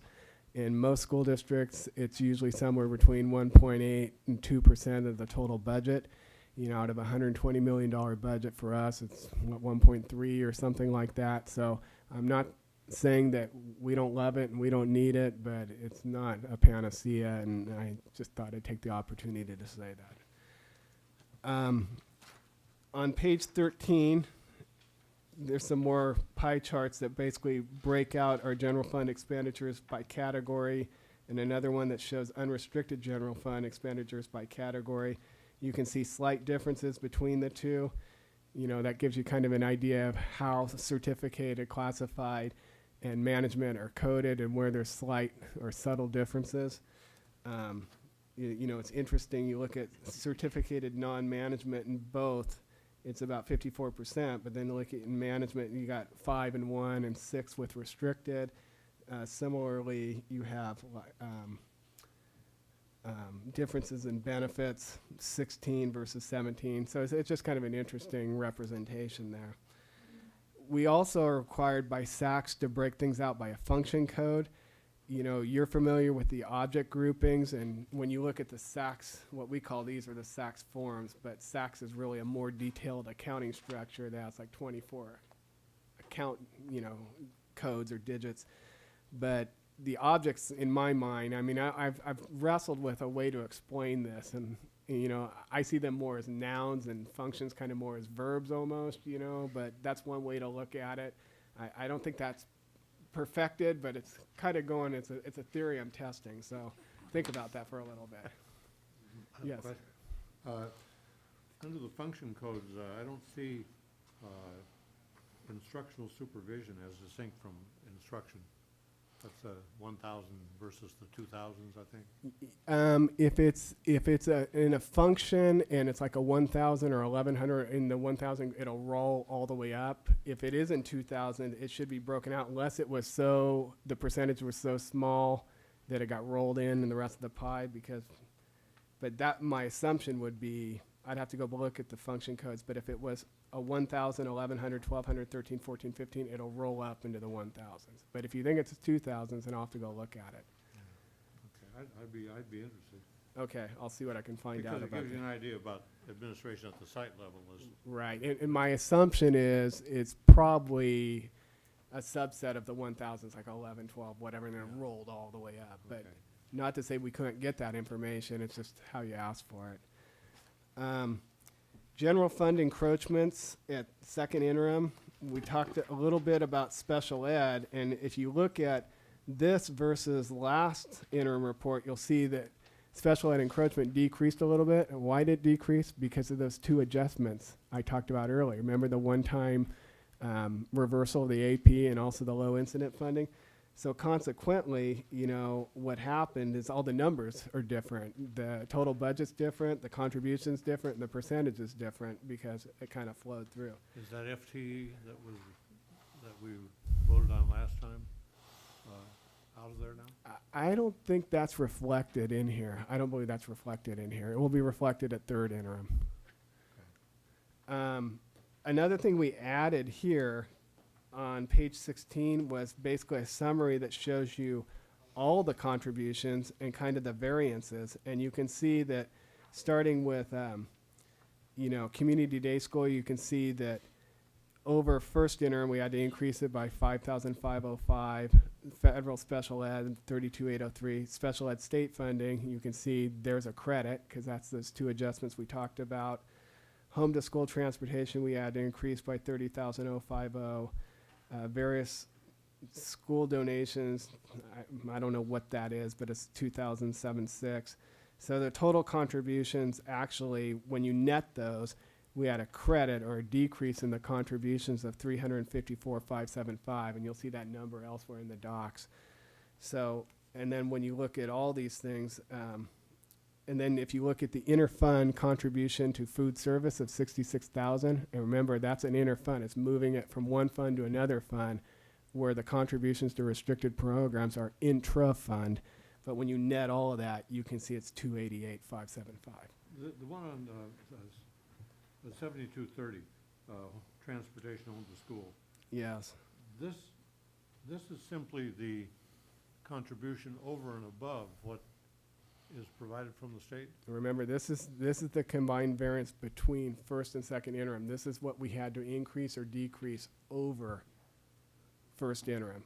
If you were looking at the total, I don't have the absolute dollar, but you can take a look at, let's see.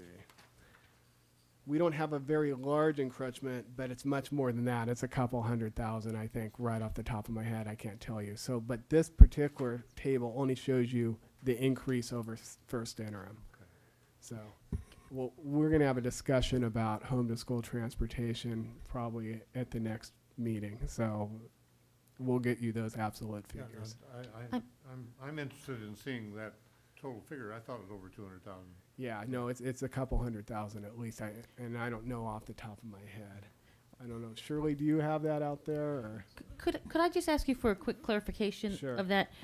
I'll just look at that same one, 7230, and you said the chart shows us the increase, but I mean, I'm assuming the 30,000 at the end is the net increase. That's correct. Right? So the other numbers show us what we're projecting. Show us the actual amount that we're projecting. You know, actually, you're absolutely right. It's Okay. right in front of us. That's yeah, I you're just absolutely right. I'm just so thought I focused. misunderstood. Okay. I'm focused on that table. Yeah, so it is there. Oh. Yeah. Thank you. Yeah, there you go. It's right there. Okay. Thank you. The 287,000? Yeah. So. 278. Oh, Yeah, 278. Yeah, I was focused on that last column. So thank you. Yeah, so let's make that really clear then. That the state provides some money, but it's not enough. Correct. To provide the services we are providing. That's correct. So we are, as a policy decision, spending this much from the general fund to provide home to school transportation. Right, and remember, with all restricted programs in SACS, you've got to make them balance. So basically, if the state gives you $1 million and it costs you $1,278,329, you've got to contribute that amount to make it balance.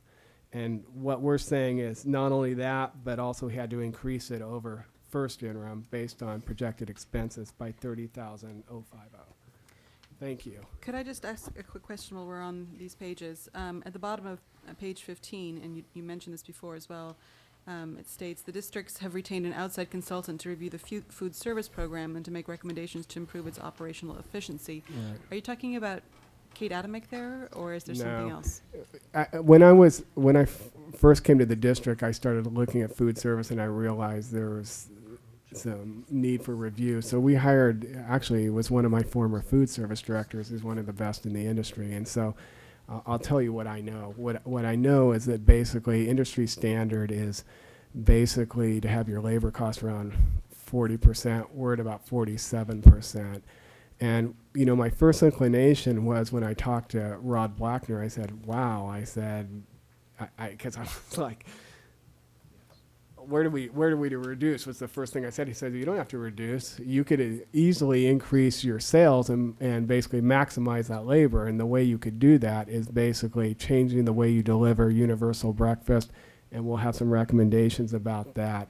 Some of those items will require negotiations, well, I think with both of our units, but basically we could increase our participation and thereby our revenue significantly, and maybe even get to a point where they wouldn't be dependent on us at all. And when I say us, I mean the unrestricted general fund. I'm taking ownership, I guess. That's a good thing. So in any event, pages 17 and 18 will kind of relate to the multi-years, which we'll get to in a minute, and those are just graphic representations of what will happen to the ending balance if we do nothing. Oh, if we do nothing, so that the encroachment you're showing below the, can you explain that on Yeah, top what of this 17? is on page 17 is the net change in the ending balance. And basically what this is showing is that at the end of 06-07, above that zero line, you know, and it talks about the above chart reflects the combined district's net change in the unrestricted ending balance. A positive number, one with the bar above the center line, reflects the district had more unrestricted income than expenditures in that particular year. A deficit amount reflected with the bar below the center line indicates the district had more unrestricted expenditure than income in that particular year. So what this is showing is you had a significant revenue over expense, an operational surplus in 06-07. We're burning it down in 07-08. We basically, 07-08, as of second interim, we improved it a little bit. But in 08-09, absent any kind of intervention, and we do nothing, we burn right through it. And then we're basically in 9-10, if you did nothing 2 years in a row, you'd be off the chart. And not off the chart in a good way. So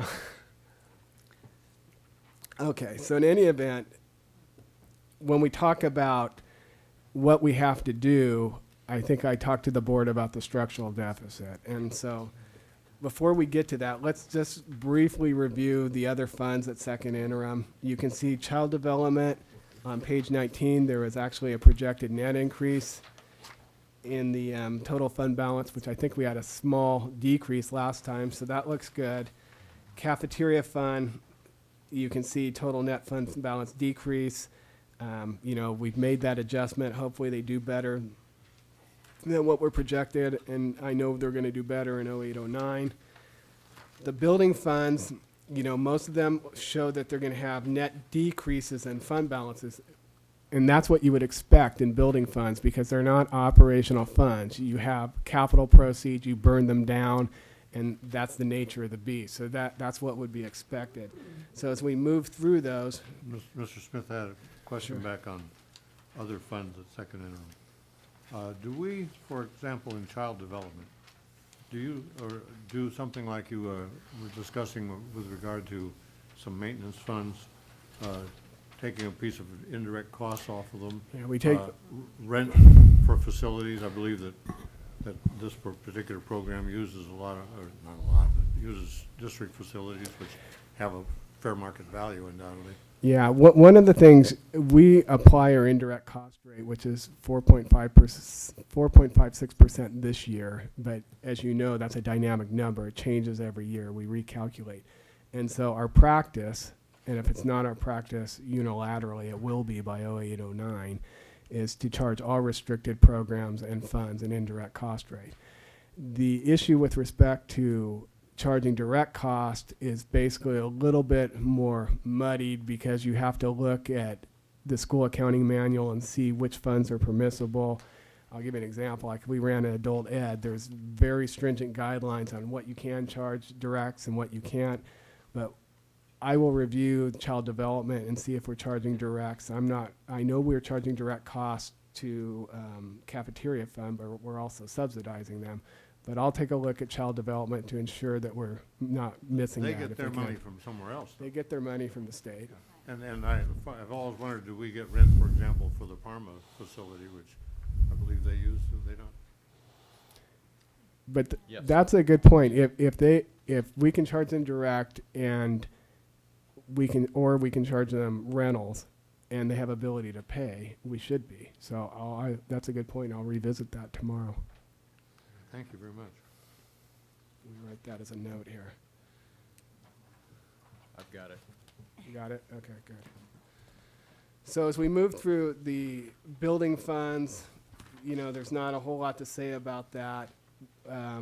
Self-insurance fund is a self-balancing, you know, it's basically move the premium in and the premium out.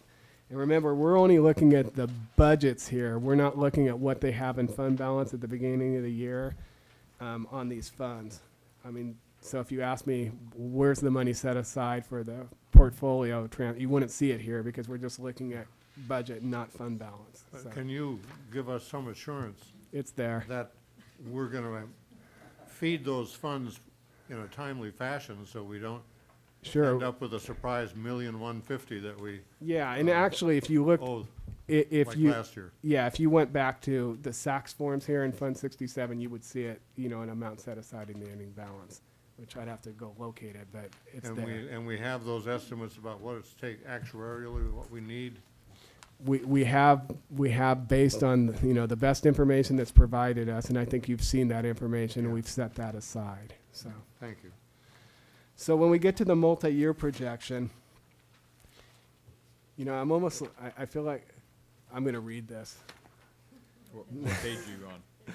Page 31. Okay. This is the FCMAT qualification status. This is in my year I spent with FCMAT. This is what I learned. It's like, you know, everything you learned in kindergarten. Well, here you go. Wherever a multi-year forecast is prepared, there will always be differences between the forecasted and actual results due to events and circumstances that do not occur as anticipated, and those unexpected differences may be material. Stakeholders must recognize this inherent limitation of the financial forecast process. These limitations include issues such as unanticipated changes in enrollment trends and economic conditions. As a result, the MYP should be considered a trend based on assumed criteria rather than a prediction of exact numbers. For this reason, multi-year forecasts should be updated at each interim financial reporting period to accurately reflect the district's current financial position. So I think you remember John Gray from School Services saying, you'll be smarter tomorrow than you were today. And that's the whole issue with the multi-year. Our multi-year, when we come back at third interim, will be more precise. And then, you know, basically also when we get through the financial recovery plan, it'll even be more precise. So it's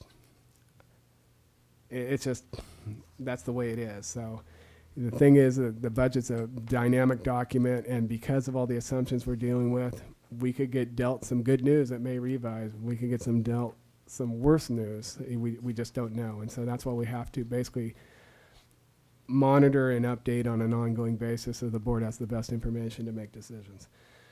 So what we've done here is we've included the School Services of Dartboard as of the governor's budget. And you can see here, which is significant, is that the way the governor did this is they left the statutory COLAs in place, but then they basically deficited the revenue limit and deficited special education COLA and deficited the state categorical COLA. So when you look at this, even though you're seeing a 4.94% COLA in 0809, you're seeing a deficit of 6.99%, right? So you're getting, you know, 93 cents on the dollar, correct? So in any event, then you look at a thing like special ed, which we already have a significant encroachment, and then we're getting a deficit on those dollars, which is just going to increase our encroachment, which requires a greater contribution from the unrestricted general fund. And then looking at the same thing with regard to state categoricals and so on and so forth. So as we look at those, and then we look at our ADA, and we have not changed our ADA projections from the first interim. Obviously, we'll monitor to see what happens at P2, which is right around March 15th, but I don't think it's going to be salvation, but it might help us a little bit. So then when we look at page 35, here are really the assumptions that went into the multi-year. And you can see that we use step and column in the multi-year of 1.5% for both groups. We basically used 3% and an additional 1% to account for salary schedule compaction in 0809 for the certificated unit, and then a 3% for the classified employees. So, and then we also contemplated, since we're looking at significant decline, you know, basically over 2 years, 403 students, you know, at a weighted class size average of 29.7, roughly 14 teachers. And so we costed that out and we factored that into the multi-year. So that's, when we look at the structural deficit, that's already contemplated, and that's an important consideration. Employee benefits, we left flat. Books and supplies, we've adjusted by CPI. Other operating expenses, we adjusted by CPI. Capital outlay, left flat. Other outgoes, flat. And then the other thing we did is we increased the contributions in the multi-year by 5%, because one of the issues we heard from the county office was it was not realistic that, you know, we don't have any increase in encroachment over this period of time. So when you look at those dramatic increases in state revenue based on the governor's budget, coupled with the declining enrollment, it's a pretty ugly picture. And let me paint it for you here. If you go to page 38 and you look at the second interim column, which is the second column, and look at about under fund balance, net increase and decrease, and then you can see beginning and ending balance. So if you go to that second column, you see the 6,680,205, okay? So basically that ending balance becomes our beginning balance for the next year, right? So, but if you move over, then you're starting to see these bracketed numbers, right? The 6,753,53. So you can see that is the structural deficit. It burns through the 6,680,205. I'm sorry, I'm not finding where you're. Okay, so let's start with page 38. And if you go to, the best way to explain it is if you go to the second interim column, which is the second column to the right, and go down those rows, you see the first row that has kind of double lines? Yes. You see the 6,680,000 right above it? Yes. Okay, that's basically what we anticipate the ending balance to be this year, okay? As of second interim. Okay. Okay, and your ending balance, if you look at that and go to the right caddy corner, see where it's in the next column over, 6,680?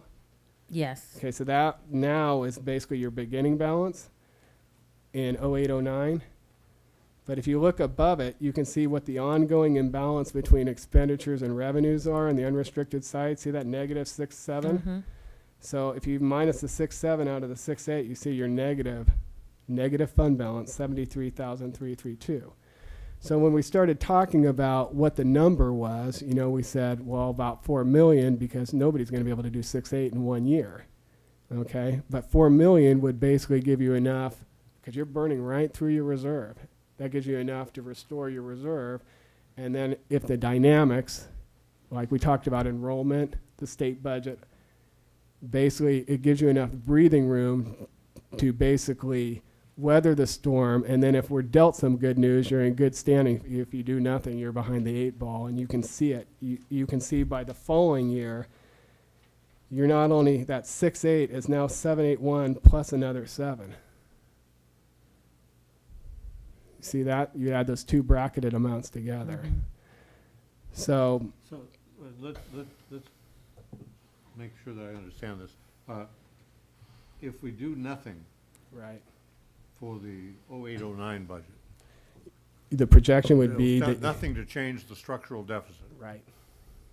Then the imbalance will become 7,744,541 in the following year. Well, actually, it'll be worse than that, because here's what would happen, is that if you do nothing, okay, because you're basically going to be 7, yeah, that's correct. That's correct. Okay. If we cut 4 you're million. correct, because you'll be negative, and here's the important thing, negative 7.4. So you got to take the negative 7.4 plus 4 million on top of it to get your reserve back. So it's 7 plus 4. Okay. Which is the number that we saw from school services. Right, about 12, 13. 12 and a half, 13. So if we cut 4 million in 208, 209. Page 163 is a clearer picture. Page 163. Okay.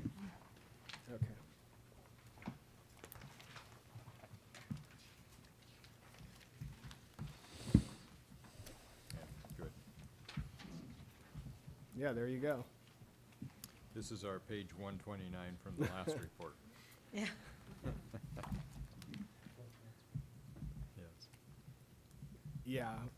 you're saying the 11,707,564 in E. Yeah. So you got a negative fund balance. And what that shows you is, see the 3767023, that's embedded in that 11. That's just the presentation. Is that the 3% That's the reserve? 3% reserve. Okay. Right. Our reserve hovers between 3.7 and 3.8 million.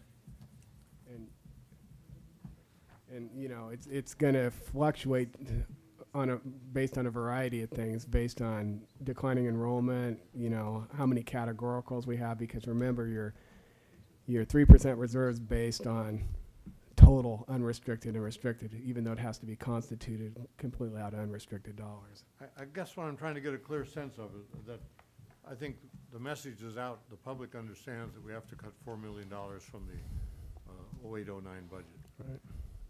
I don't know what the understanding is of how much, after having done that, how much will have to be cut in the 09-010 budget. And neither do we until we see what actually happens with the state's budget. I mean, There will be cuts? I think there will be cuts, but we don't know what degree, because here's the couple of things that could happen. State's budget, some of the governor's proposals might not come to fruition. Also, we don't know if decline will be as significant as we project. And that's another thing we would know in the fall. But if we don't get ahead of it, we could be positioning ourselves to be in a real world of hurt. Let me follow up on Dr. Noel's question. Assuming that we make the $4 million cuts and that the governor's budget ends up being not quite as bad as it's projected, but not tremendously positive either. I mean, we're kind of get a middle range budget. What would we be looking at for 09-10? Well, let's look at it right here. So if we did 4, we're still looking at probably a couple the following year, right? Maybe 2.5. So, you know, could be 1, could be 1.5. You know, we have a significant shift in enrollment. Who knows? I mean, there's just so many variables, and that's the issue with multi-year forecasting, is that's why we look at it on a quarterly basis. And so when we have better assumptions, we'll update it. So I think I think maybe I'm trying to do the same thing that Dr. Noel was trying to do, trying to just get what seems like a reasonable anticipation of what we might be doing next year. Yeah, and I think one of the things we'll do is, like in the fiscal recovery plan, we know that it's kind of like been unspoken that we know we can't do it all in 1 year, okay? And what could happen is if you tried to do it all in a year and some of these variables swung, you could end up with a huge surplus, you know? So you want to take, you know, a pretty good bite out of it. We've been there. Yeah, a pretty good bite out of it, but not be so aggressive that it destroys everything in your path, you know, and that's the balancing act. I mean, anytime you're in this type of situation, and that's why when we started talking about a plan, you know, the nomenclature I'm used to is fiscal recovery plan, meaning you're going to do it over a couple of years. You're not going to try and do it all at once, and basically you use that plan to basically identify what you've done in current year, what you're going to do in 08-09, and what other things you're going to study maybe in 9-10. You know, and some things that we might think are good ideas, you know, collectively, whoever that is, but we know that we can't implement until 9-10, then we start studying them now and see if we can operationalize them by 9-10. And I think you've been saying that to us. I'm not sure that we have been, or I'll just speak for myself, I'm not sure that I've been hearing it as accurately as I may have needed to. I'm not sure that the public has been hearing it. I think those of us who have to make the cuts and those who have to endure the cuts have a tendency to want to see it as we'll sort of feel the pain this year, and then we'll have done that, and next year we'll be okay. And so I think we really do need to start talking about the fact that next year, that this is an ongoing, or at least a multi-year process, and so we will probably have to continue to make some additional adjustments next year and maybe even the year beyond that. And that's when I say a structural deficit, that's what it means. That's what it implies. It's an ongoing structural deficit. Now, are there things that can change that? Yeah, you know, rapid enrollment growth, great growth in state tax revenues, and now we see a totally different picture. And that's one of the things that's so crazy about our system is the volatility of it. You know, 2 years ago, we're getting these windfalls of one-time money and, you know, so, but you're absolutely right. The structural deficit implies that there's an ongoing imbalance between revenues and expenditures, and we need to close that gap. Because if you don't close that gap, the first thing that happens is you burn through your reserve. The next thing that happens, you go upside down, you know, in terms of digging yourself into a hole and have a negative fund balance. And the third thing that happens is you run out of cash. And nobody wants to be in that position. I think Brian likes getting paid. Well, and beyond even talking about maybe having to make cuts next year also, is that I think that we've been thinking, well, we need to make $4 million in cuts based on the governor's current proposal, but maybe if it's not so bad at the May revise or when the budget is finalized, we'll be able to put money back.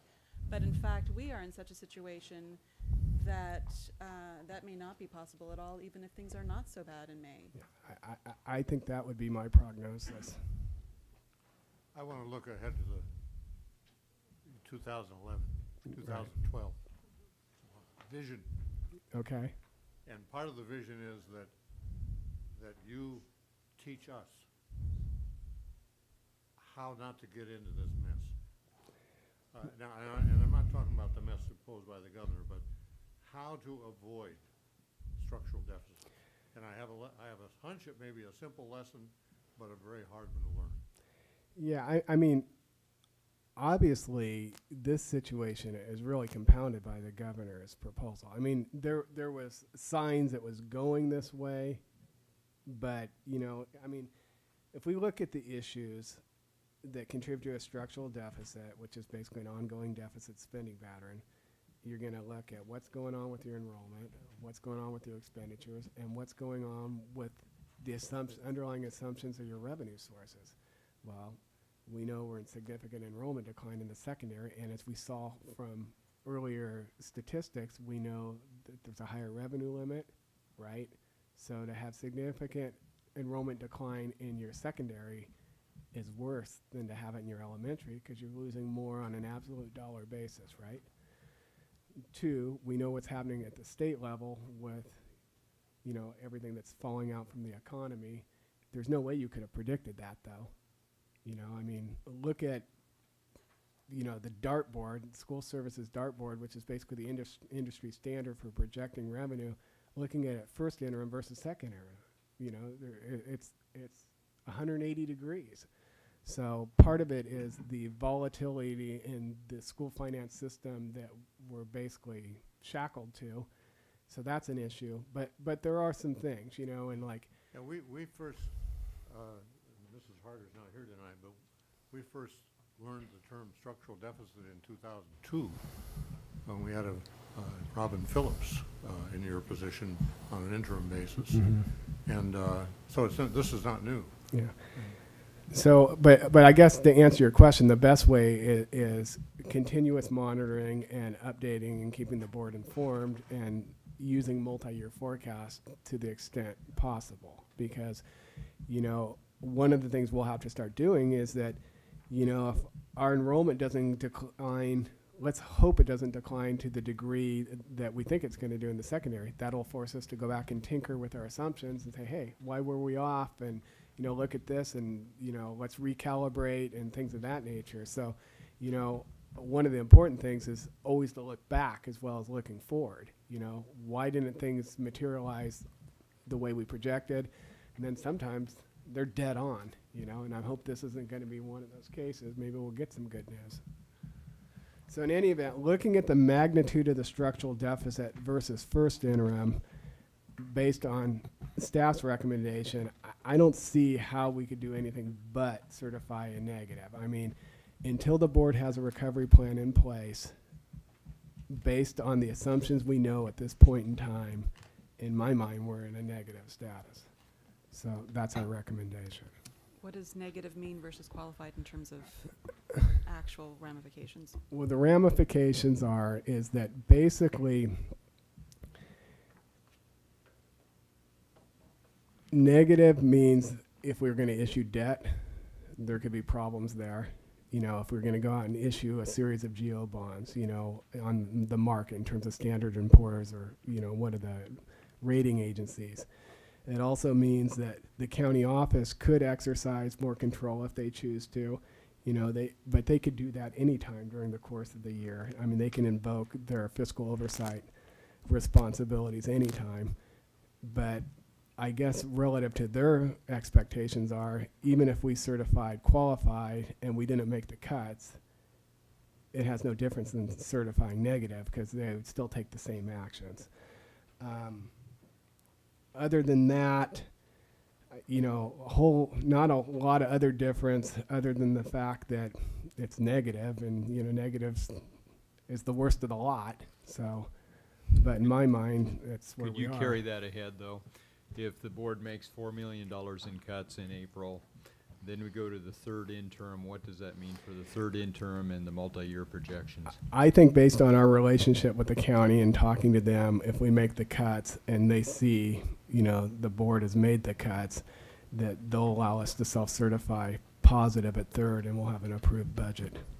Positive or Yeah. back to qualified? And I think we'll be positive because what they'll see is that the board's demonstrated that they can make those cuts, and then basically they're not going to worry about, you know, in the second subsequent year or whatever being $1.5 million upside down, because basically what they're saying is, okay, they made $4 million of cuts, they can deal with that issue in 1.5 years or whatever. And that's kind of, AB 1200 is as much art as science, and as, like I said, it's not uniformly applied among counties. I know county offices that if you're $5,000 negative in the second subsequent year, they'd make you negative, you know, but you know, it's within the county office's discretion based on what they know about the district, who's in the district, the actions of the board. They have a whole lot of discretion relative to whether they concur or not concur with a positive certification. And it's my belief they'll allow us to self-certify positive. I have a question, just again regarding the difference between certifying qualified or certified negative. I'm kind of reading into what you're saying, that there's an element of sort of ethics involved as well, that if we really are anticipating that it's negative, we sort of have an ethical obligation to certify as negative rather than qualified. That's, you characterize that perfectly, because I could go in and manipulate the numbers on the multi-year and make it pencil, but that's not a realistic snapshot of where we are. And we had that conversation with the county office about whether we'd be coming in at qualified or negative at second interim, and that was exactly my argument. I said, you know, basically I could make it pencil like that, but that's not an accurate representation of where we are, and basically they concurred. And so, you know, we told them, based on the magnitude of the structural deficit, it's likely we're going to be self-certifying negative. Thank you. We have some public comments. Just one, I would hope we have time. I would appreciate having Mr. Smith lead us through the criteria and standards section. Well, After- quickly. After the public comment. Yeah. We have David Holmes, followed by Frank Anderson.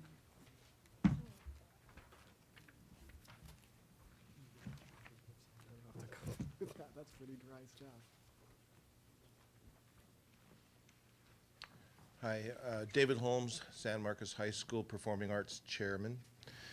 And I want to again draw your attention to my hat. It's faded and it's designed to be rough and torn at the edges. Kind of represents a performing arts teacher, I think, kind of worn out and tired. And we again, after this pretty chilling report that Mr. Smith provided you, it's really pretty grim news. And I want to draw your attention, well, to a couple of things. One, the hat, well, Those of us who are teaching in the performing arts and the arts generally feel this shadow of a big naked foot above our heads. Even though Dr. Sarvis said he hasn't received any recommendations for cuts in these areas, all you have to do is take a look at what's coming up on your agenda in E4 and E5, and you will see that indeed there are recommendations to cut performing arts teachers, music teachers, dance teachers, and art teachers. By my count, and I may have missed some, I think it's 6. That's a pretty hefty cut, Dr. Sarvis, that is recommended to the board. So I would just ask you to look carefully at that, to understand that there are faces behind these names. They have careers, they have a passion for what they teach. The extraordinary things that I cited earlier are a result of the fine work of these teachers. As to the best of your ability, handle with care, please. Thank you. Frank Anderson.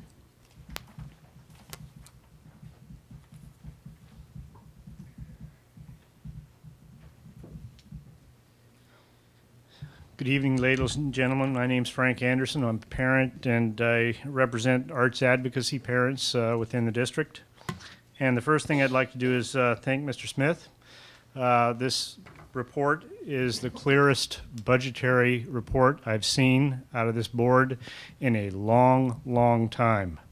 Unfortunately, it is several about 200 pages, and I haven't had a chance to digest it yet, as I was only able to get it here at the meeting tonight, so I won't be able to get through everything on it. I did have a bit of a question, though. All the numbers in this report seem to add up pretty cleanly, except when you get to page 22 and you see the building fund, and I don't understand where the money is coming from, going to in this page. However, I do notice that you've got revenues of 1.2 million and expenditures of 11 million. That's a lot of money, and I don't know if that's coming out of a reserve that's already there.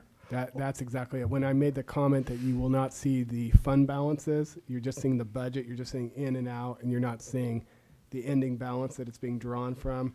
You would see that actually in, let me find the page.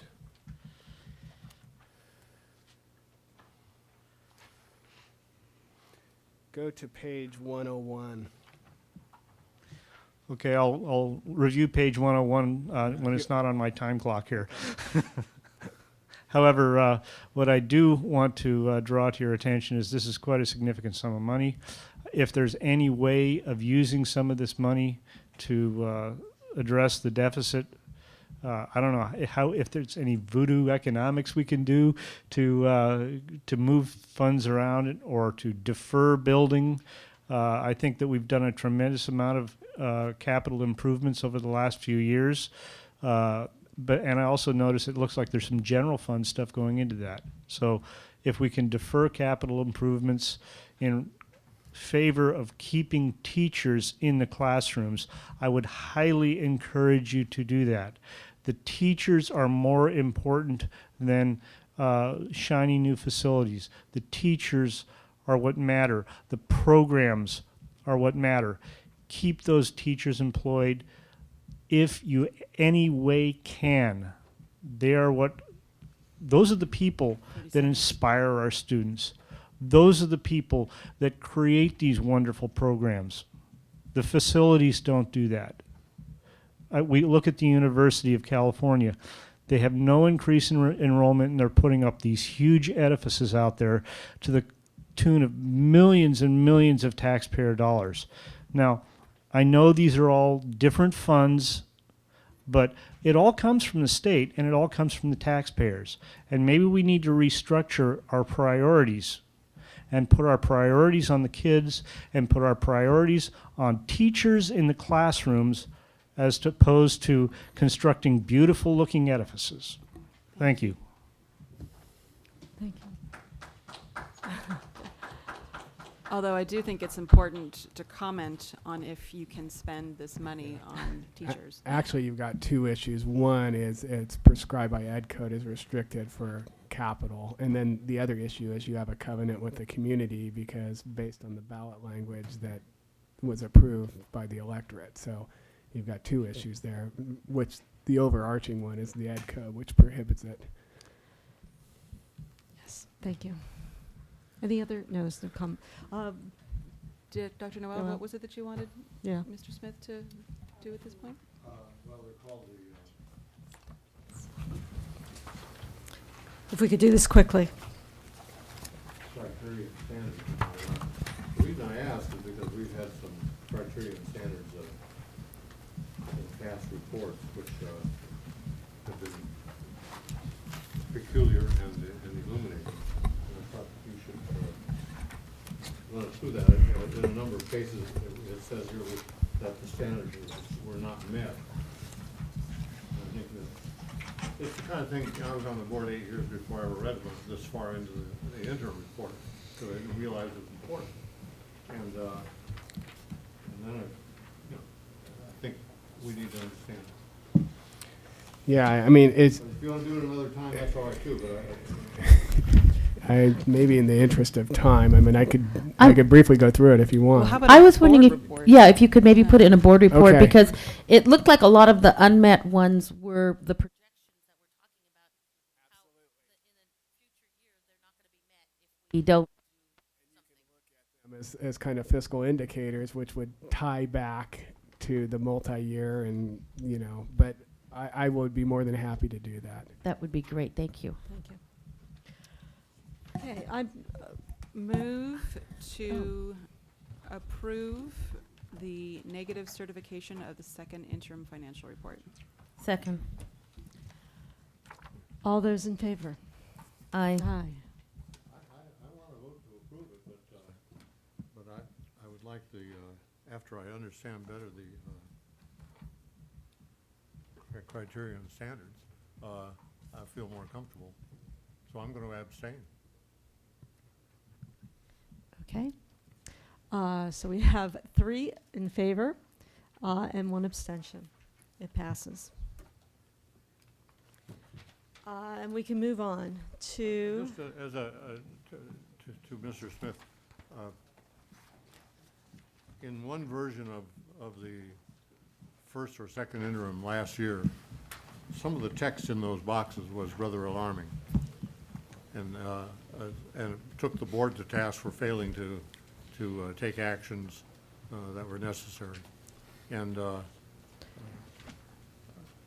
that's what caught my attention and what makes me want to look at this very carefully and have you explain it. Okay. You will? Thank you. So noted. We are skipping over, I believe. Is that right? Or are we going to discuss Yeah, this? the board does have the independent auditor's report. However, the independent auditor had transportation difficulties and notified us just before the meeting that he could not be here. We will schedule that for our next meeting. So we're not that far behind here, but we are on to E3, and I see someone waiting patiently here. So approval of the research to perform a community opinion survey regarding viability of a proposed parcel tax. Well, I told Brian Godby we'd put him on early. Eric, would you like to introduce this? Before you start that, what time is it? What time is it, Mr. Smith? 9:15. Okay, so that clock is still on standard time. Thank you. Okay. All right, thank you. As the board knows, we've been entertaining the notion of looking at a parcel tax sometime down the line, and our first step was basically to interview some community survey opinion consultants relative to performing a survey to gauge the community's support for a proposed parcel tax. A subcommittee actually interviewed a couple of firms and was most impressed with Godby Research. So we, per the board's direction, we've asked them to come here and give us a presentation and hopefully approve a recommendation to move forward with the survey. And so without further ado, Brian, I'm not sure of your last name. Godby. Brian Godby. There we go. That's easy. It's right here. So he's here to present. Thank you, Eric. Madam President, members of the board, I have a presentation which, in deference to, if you want me to go through this quickly, I think I can, and maybe we can get to any questions you might have about the reason for this. Well, there probably are no questions after the discussion we just had, what the reasons for me being here are, but how we might proceed are certainly up to you, and answering questions is my priority.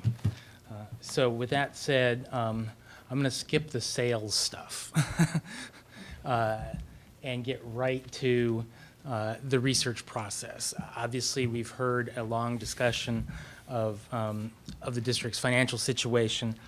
The question that I had as I was listening was, how many taxable parcels do you have? And I didn't see that in there, and it's not necessarily something we need to answer tonight, but it is something that will begin to become a very important part of this process. The research process when doing a parcel tax survey starts with looking at the data, looking at the tax surveys that you've had and your results from the bond measures that you've passed, looking at the financial information that we talked about tonight, looking at the number of parcels that are available. Those sorts of things give us the background we need to begin to put together a survey for you. Then we go into a kickoff meeting where we discuss all of that information, and we begin to put together the draft questionnaire. We've done hundreds of tax measures up and down the state for billions of dollars. We've got a fairly set format that we use, and I'll show you that in a moment. But what's important is we don't know, and we're not experts in any of the districts that we've worked in. We are experts in figuring out the unique information that you have and how we translate that into something useful for you. From there, we go into the sample design and phase.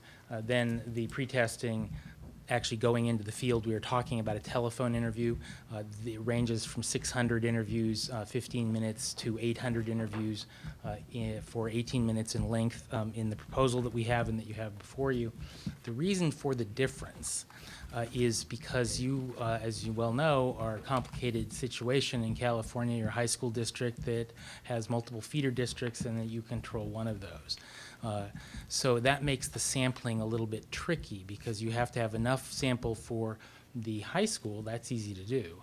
But then you also have to have enough for the elementary school portion of it, which causes you consternation and drives sample size up. In most garden variety school districts, you would do 400 interviews, and that's simple. But in your high school district, you could do that. But then you look at 45% of the high school district is the elementary district, and so now we're looking at 170 interviews or so. That's not enough. So that's what drives the sample size up. The other thing that drives the sample size up is something I sensed that we were talking about here, is when could this potentially happen? Could it happen this year? Can it happen next year? And there are a variety of different strategies that we could talk about for putting a measure on the ballot that would lead to those situations. But that too speaks to sample size. The November election, if you were targeting that of this year, is going to have a 75 to 80% turnout statewide and in this county as well. That's a lot of voters. Next year, an off-year election is going to have a 35% turnout. So again, you have to have sufficient sample to look at the subgroup, not just the larger group, to be able to say, should we be on the ballot in November? Should we be on the ballot in the spring of next year? All racing towards some effort to get information of a successful measure to the tax assessor and collector, so you can get on tax bills at some point in the future to meet your needs. So that's the fielding part of it, and it's the sample part of it, and why we've got such wide ranges of different surveys here. Following being in the field, we do the data analysis. That comes in a variety of different reports. The first one is what we call a top-line report, and that gives you sort of an off-the-top view of what's going on. You may have seen that before as you've done bond measures. Then we go into the more detailed analysis, where we look at different demographic groups, different parts of the district, those sorts of things. And then finally, we're involved with helping you get a measure on the ballot. That means a lot of things in California these days. 10 years ago, parcel taxes were a lot easier.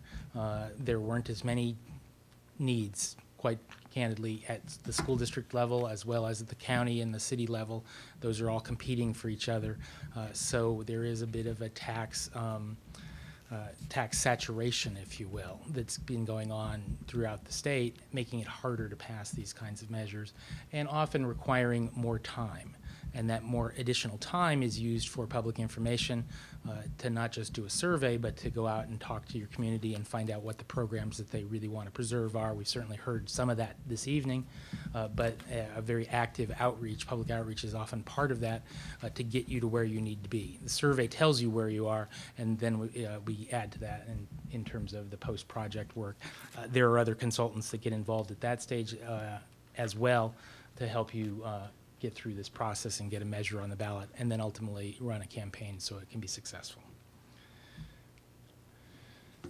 What research helps you do, in essence, is figure out really two important things. When can we do this? This year, for example, June is out. You would have had to vote today, and that's not going to happen. But there is an August special election that is a mail ballot election that's scheduled for California school districts. Most people don't know about it, but it is out there and exists. Nothing is on it today. That's an option. If things were to go very well in a survey, that could be a possibility. There's also the November presidential election, as you know. Then we go into off-year election scenarios, which include a spring regular election in April of next year. Then you also have a April-May mail ballot election, and then you have another August mail ballot election, and then you have a general election in an off year in November. So there's a variety of timing issues, and part of what the survey will do is help you figure out what's the best chance to be successful and to do the second thing at the top, which is maximize the tax amount that you can get. And that's really the most important two things that the survey will help you do. And certainly we've been having this discussion tonight about the needs of the district and the programs that you want to save. So maximizing the tax amount and figuring out the right election to do that are paramount. The other things are more tactical. As you go out to any community in California, it's important to convince people to support a measure before the actual balloting, other elected officials other than yourselves, and help them support the measure and say, we can win, here's the data that shows that. Then there are tactical things like, what does the ballot question look like? What are the ballot arguments? What does the public outreach that I mentioned look like? What are the messages in those? So, the research helps you with all of those various items. This is what a typical survey looks like. It is a format that is fairly standard in the industry. We do a first ballot test. We find out where voters are cold. We then inform them about tax thresholds, again, trying to figure out what the highest that we can get support for. Then we look at what you're going to spend the money on, the arguments for, potential duration issues, and arguments against. In that middle section, we've simulated a campaign, and so we come back and ask a second ballot question, which then tells us what happens after people know about the measure. Hopefully that goes up, we get to the 2/3 necessary for success, and we can then move forward. There are demographics and voting behavior that are part of every survey, but most of those we don't ask. We have that information available from the voter file. Skip over that one. And we've talked a lot about this, so I'm just going to leave that up there and say, are there any questions? And I hope I did that fast enough.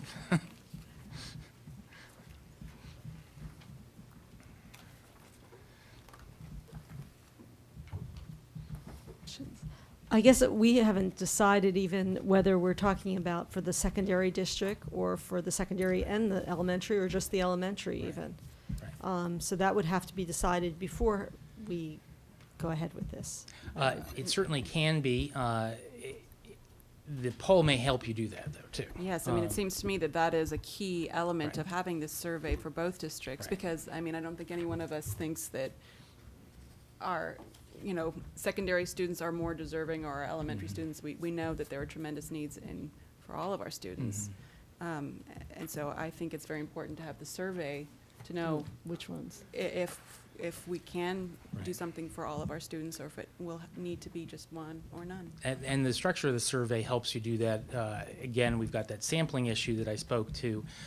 In the high school only portion of the district, there's only one ballot question. In the high school and elementary portion of the districts, there are 2 ballot questions.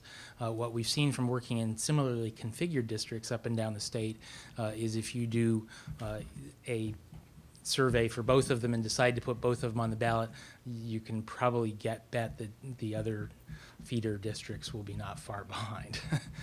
There tends to be a tag on. And in fact, in some of the districts we've worked in, as the survey process has gone forward, the other feeder districts have decided to opt into the process, and it saves everybody some money. Well, it may be where all our feeder districts are basic aid, so I'm not May sure not they're need the as problem. interested. Right. Yeah. Just raise the question, or perhaps Mr. Smith could comment. So if we're raising a parcel tax from each district separately, right? Correct. When we get the money, how does it interact with single district resolution and our combined district? Well, you would still have to account for it by district. But the interesting thing about parcel tax is the California School Accounting Manual considers them as unrestricted. So what would happen is they would fall to your unrestricted fund balance, but they're really quasi-unrestricted because you have a covenant with the community on how they can be spent. Is that sufficiently vague? No, I'm asking about,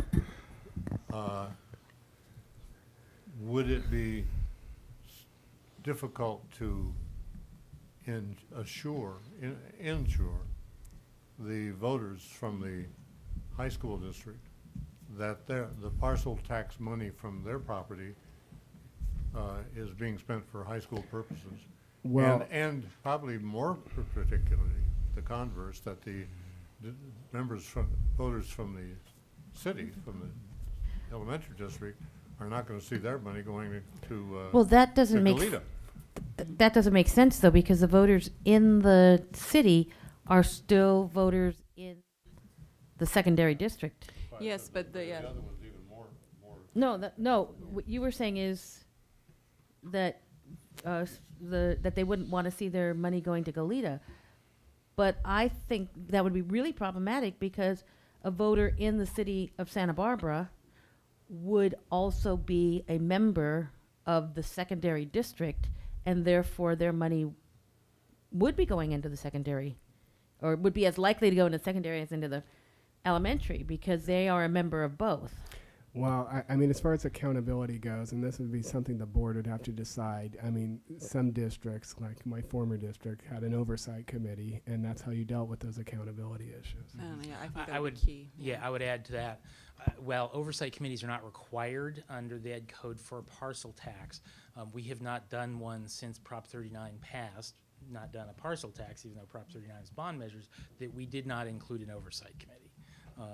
And you have to be faithful to that covenant with the voters, and the resolution that you pass is going to say, much like a Prop 39 bond measure, we're going to do this with it, and you need to honor that. Otherwise, the voters are they may not extend it, and who knows what else could happen. Can I ask a quick question?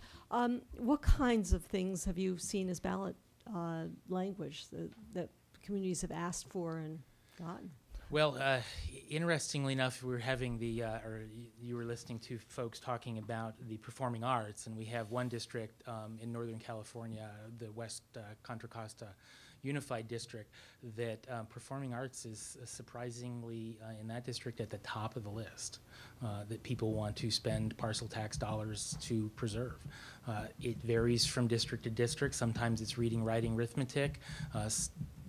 But that's what we need to find out. And is it computer programs? Is it attracting and retaining qualified teachers? All of those things are part of what we wind up testing in this middle section here. So projects and programs, there'll be a list of 10 or 15 different things that you would spend the money on. They're not really precise like your budget document, but they're general categories like computer labs or math and science teachers or things like that. And we find out what tests well here. Of course, also performing arts. And we find out what tests well in this community, and that's how we write the ballot question for you and help you develop the resolution. You tailor that to our to program. your unique needs, absolutely. And is it over is it 1 year? Is it over several years? How does this work? The parcel tax Yes. itself, they can be anything you want, actually. The least is about 4 years. I've seen a couple that have been smaller than that, but 4 years is the shortest. We just passed one back last year in a district, again, similar configuration, years of high school and an elementary, in perpetuity. Now, it was a renewal of an existing 4-year tax, so we took some baby steps to get there, but they basically have a parcel tax forever in that particular district. We have bonds. We've had bonds in the past, and we're about to kind of at the tail end of that, of spending it anyways. Is another test to extend those bonds, or is that a whole nother issue? That's a whole nother issue. Bonds can only be used for facilities and computers and desks and things that go into schools, not for books and teachers. And so they're two different things. Okay. Go ahead. My question's about the money. It says for the cost between $29,670 and $35,790. Is it between, or is it one or the other that you're proposing?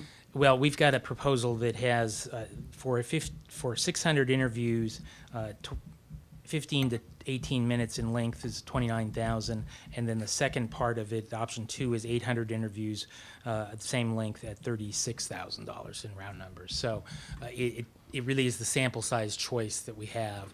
Again, with this district, the configuration speaks to a larger size, as well as when you may be going on the ballot. If November is a possibility, we really need to think about the larger sample size, because we're going to also have to look at smaller elections within that universe, so you have a choice between November and something else. If you're focused on, let's say, a June election in '09, then the universe gets a little smaller to start with, and the sample size can go down accordingly too. And then my other question is for Mr. Smith. It says funding source, unrestricted general fund. Would this be proportional between the elementary district and the secondary district in terms of how it gets? Proportional to the percentage split? Yes. to That's the way we 8, do it, right. Okay. Any other questions? Otherwise, we'll go to public comment. Okay. Thank you. We may come back to you. Sure. We have Lane Wheeler, followed by Lanny Ebenstein.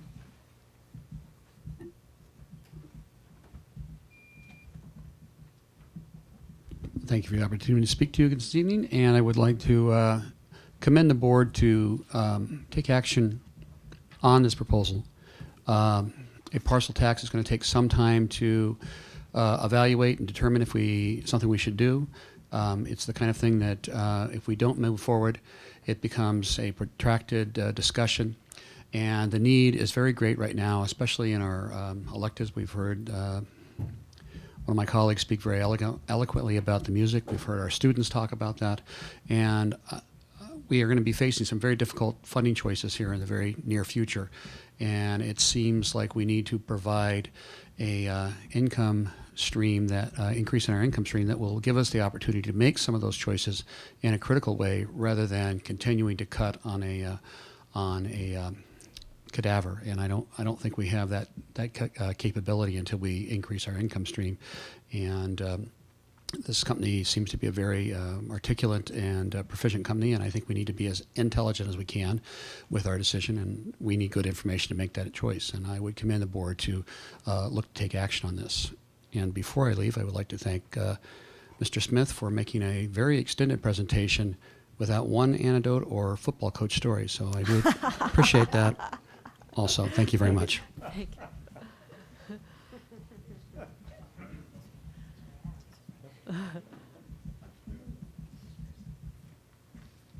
Sorry, Lanny Ebenstein, followed by Frank Anderson. President Malkoff, members of the board, Dr. Sarvis, just a few thoughts on this agenda item. First, I'd also encourage you to approve the proposal from Godby Research. And I think that their costs are reasonable for what they propose, and I think that you can generate a lot of good information from them. I'd like, again, to make a strong suggestion that you consider this November. And The essential reality is that there are about 180,000 residents, including children and non-voters in the Santa Barbara High School District. And over 30,000 of those residents either attend UCSB, Santa Barbara City College, Westmont, or Brooks. And they vote in a presidential election by a factor of almost 10 times the rate of non-presidential elections, and they tend to vote 85 to 90% in favor of educational issues. So that I think from any perspective, that compared to a off-year election, that a presidential election is the time that a proposal like this is the most likely to pass. And I think, too, that it would certainly cost the least when it's on a ballot with the most other issues in terms of any sort of election that has fewer items than each one of the entities, and particularly if it were only the Santa Barbara elementary and high school districts, would have to pay considerably more. So I think that would be a factor in any proposal. In fact, could be considered if it were quite expensive. Some people might say, well, why is the district had a chance for an election when it would have cost only $60,000 to $80,000? Now why is it putting it on the ballot and it's going to cost $150,000 or $180,000 or something like that? Those figures have yet to be developed, but that's just for discussion purposes. I think, too, that the idea at this point of trying to go for two parcel taxes, one in the elementary district, one in the secondary district of like amounts, is an idea that should be considered. I continue to be of the view that, at least as an initial go-round, a 5-year parcel tax is probably the right term. And I think that it's important, there was discussion of the oversight committee, that would be structured in from the start.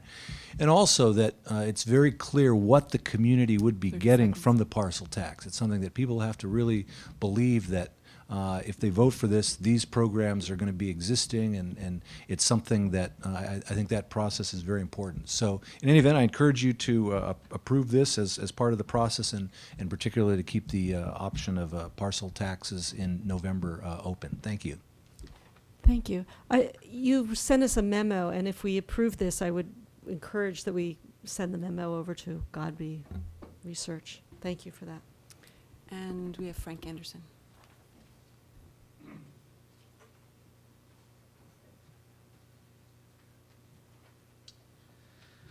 Well, I'm afraid Dr. Ebenstein has just stolen my thunder. I was going to suggest that the survey assess the impact of doing the ballot measure in August versus November, with paying particular attention to the student vote, which will play a big part in November and may not play a big part in August.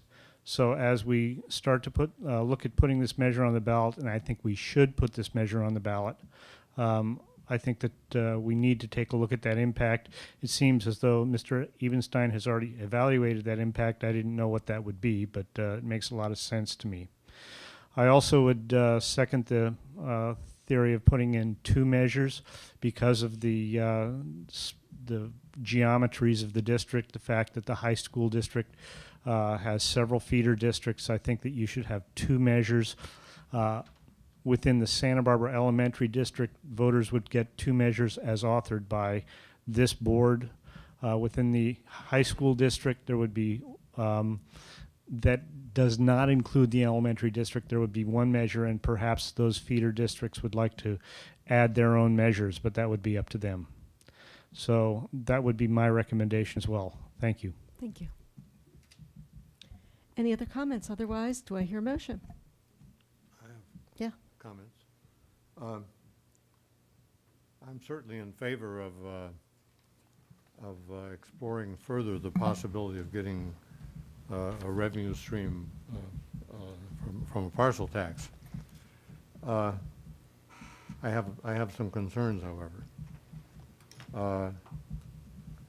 The first one is that we have a spending freeze in effect, and it's going to cost $25,000 to $30,000.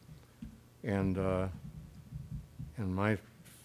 my sentiment is that I am disinclined to spend anything until I see where we're going with the budget cuts and what what this is really a trade-off with. These are difficult. We're talking about spending some money now that may get us money in the future. But right now, if we spend the money, it's going to affect one or another program, a teacher, I don't know what, because we haven't got all that in front of us. Secondly, I have observed processes in this district for a number of years now, and to head into even this first step without a firm commitment as to how the funds will be used is inviting the prospect of a free-for-all about how to spend the money later. And so I would be inclined to pin that down right now. Talk about a special reserve fund for the performing arts. What other things, other board members will have other suggestions, I'm sure. But, and I would ask you, Mr. Smith, is that the right terminology, special reserve fund?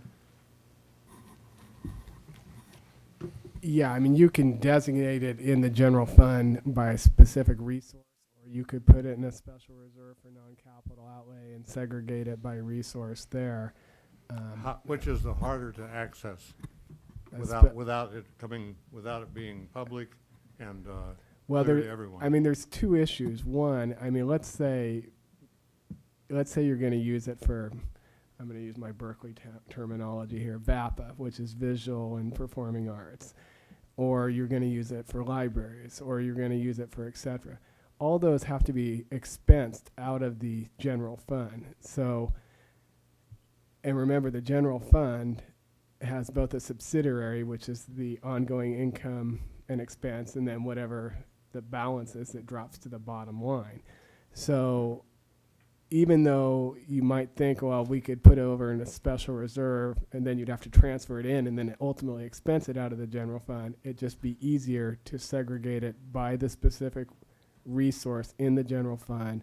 And for each one of those programs, whether it's VAPA or whether it's libraries or whether it's class size reduction or whatever, you have a unique resource that basically shows you the revenue expense within the general fund.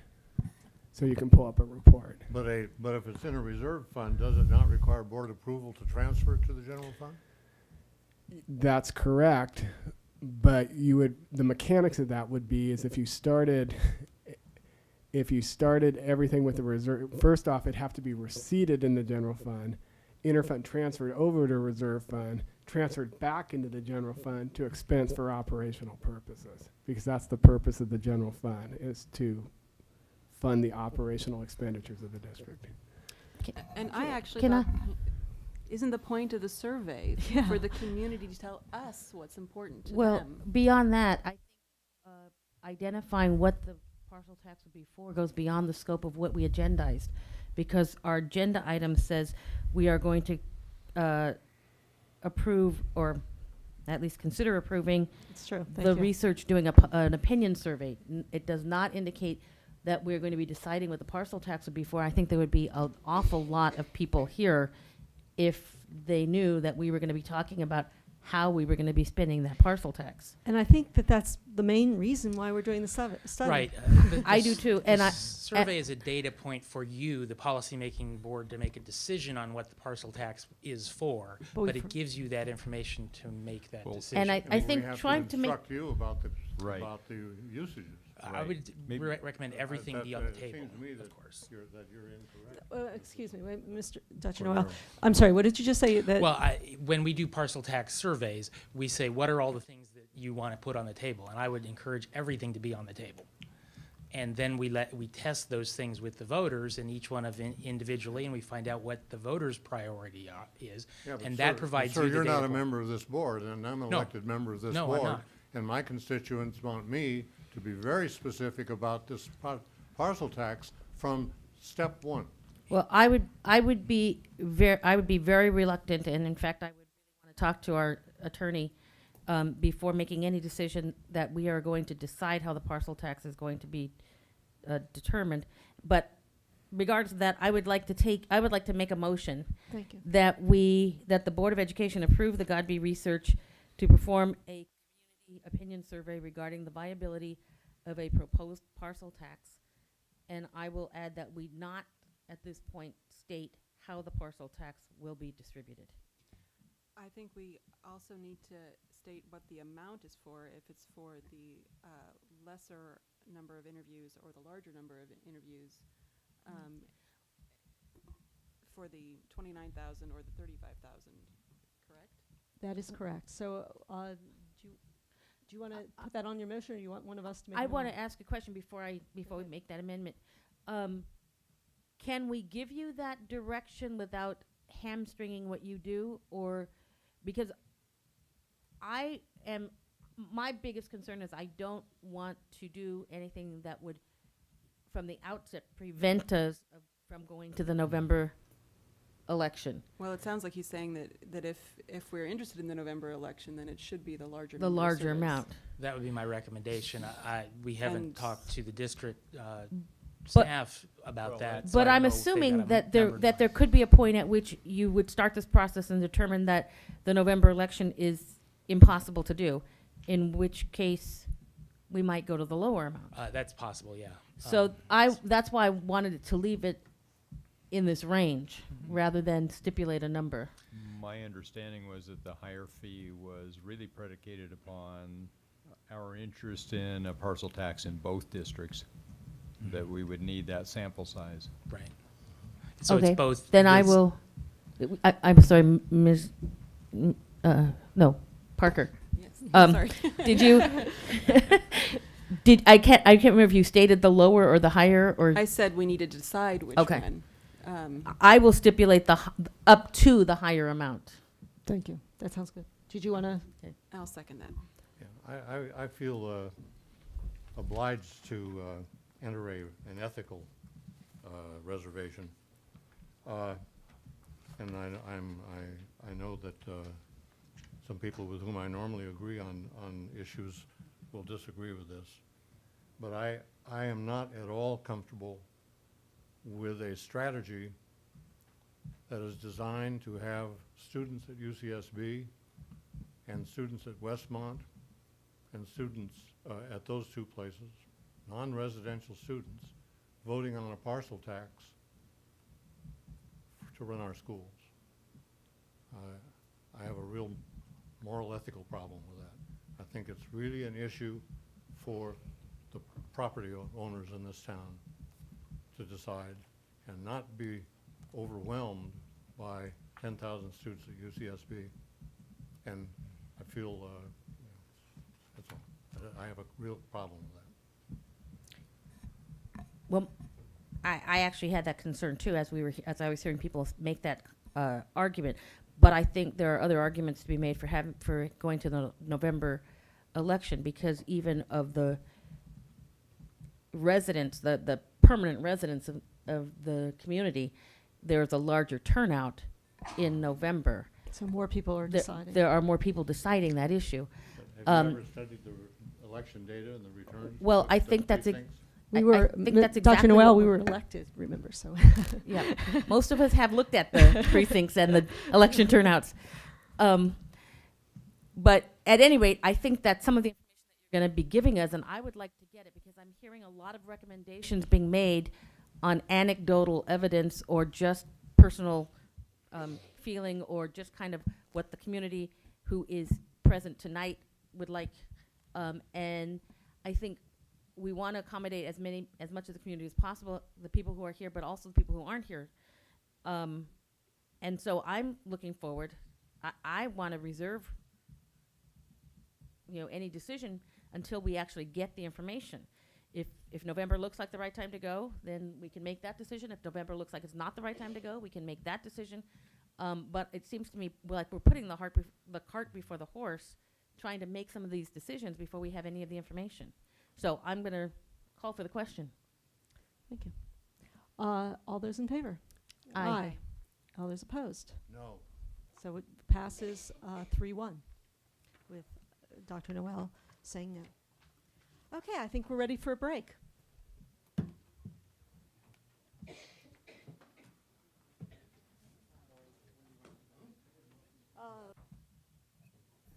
We're back. E4. E4, we have resignations. We do not need your action on this, and we're withdrawing the item. Okay, so we're on to E5. And Chris Robertson will make the report. Dr. Robertson is the Director of Personnel. Good evening.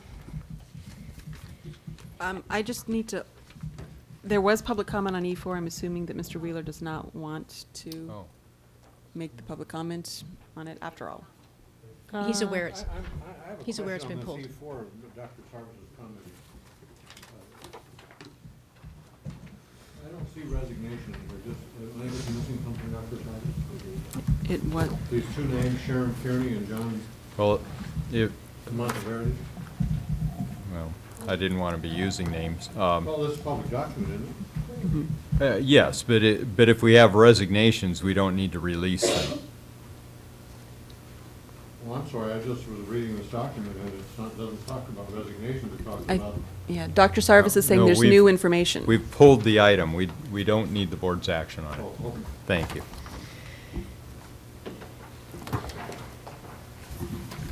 Well, go ahead. On E5, as a part of the overall budget considerations, the superintendent is recommending a reduction in particular kinds of services, specifically the reduction in the number of teachers in the Santa Barbara school districts. Particular kinds of services have been, are on your attachments, which identifies the various kinds of subject matters that will potentially be impacted by a reduction of services. And so you understand how we come to that in terms of criteria. What we were asked to look at the potential of cutting $2.5 million. And since 85% of the overall budget has to do with personnel and staffing, that was an area we needed to delve into. So by identifying $2.5 million, we took that and divided it by the average salary. That come up with equal to 32 FTEs. We divide that again by 1,950 numbers of periods taught, and that is equal to 1.64% reduction, which we rounded up to 2%. So 2% of every area was submitted as a reduction. So that's why you'll see higher numbers in some, lower numbers in others, because they don't have very much within that program. And so this impacts, the cuts are going a little bit deeper than anticipated, but to be on the safe side. So we can always pull those back in depending upon the way everything goes when you guys are discussing budget reductions in areas that need to be looked at. If you have any questions about that scenario, I thought it important that you know how we come to that.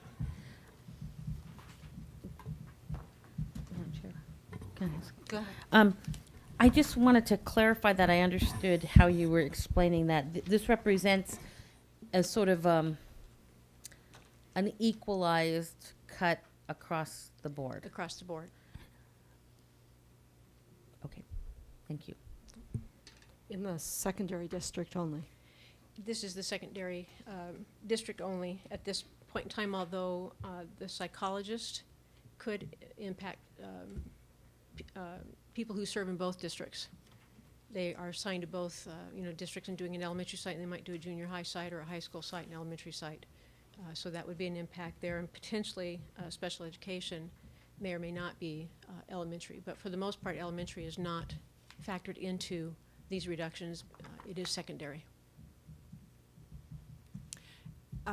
This is for probationary certificated employees, and I think it might be useful to the public that may not know what it means to be probationary as opposed to temporary or tenured, to have an explanation of that. Well, I do need to clarify that it won't be just probationary. The cuts are going into tenured employees. That's part of what the reduction in force does. If you don't have probationary employees in those particular services, then you start impacting your tenured employees. Then is it a problem that the top of the notice is to not reemploy probationary certificated employees?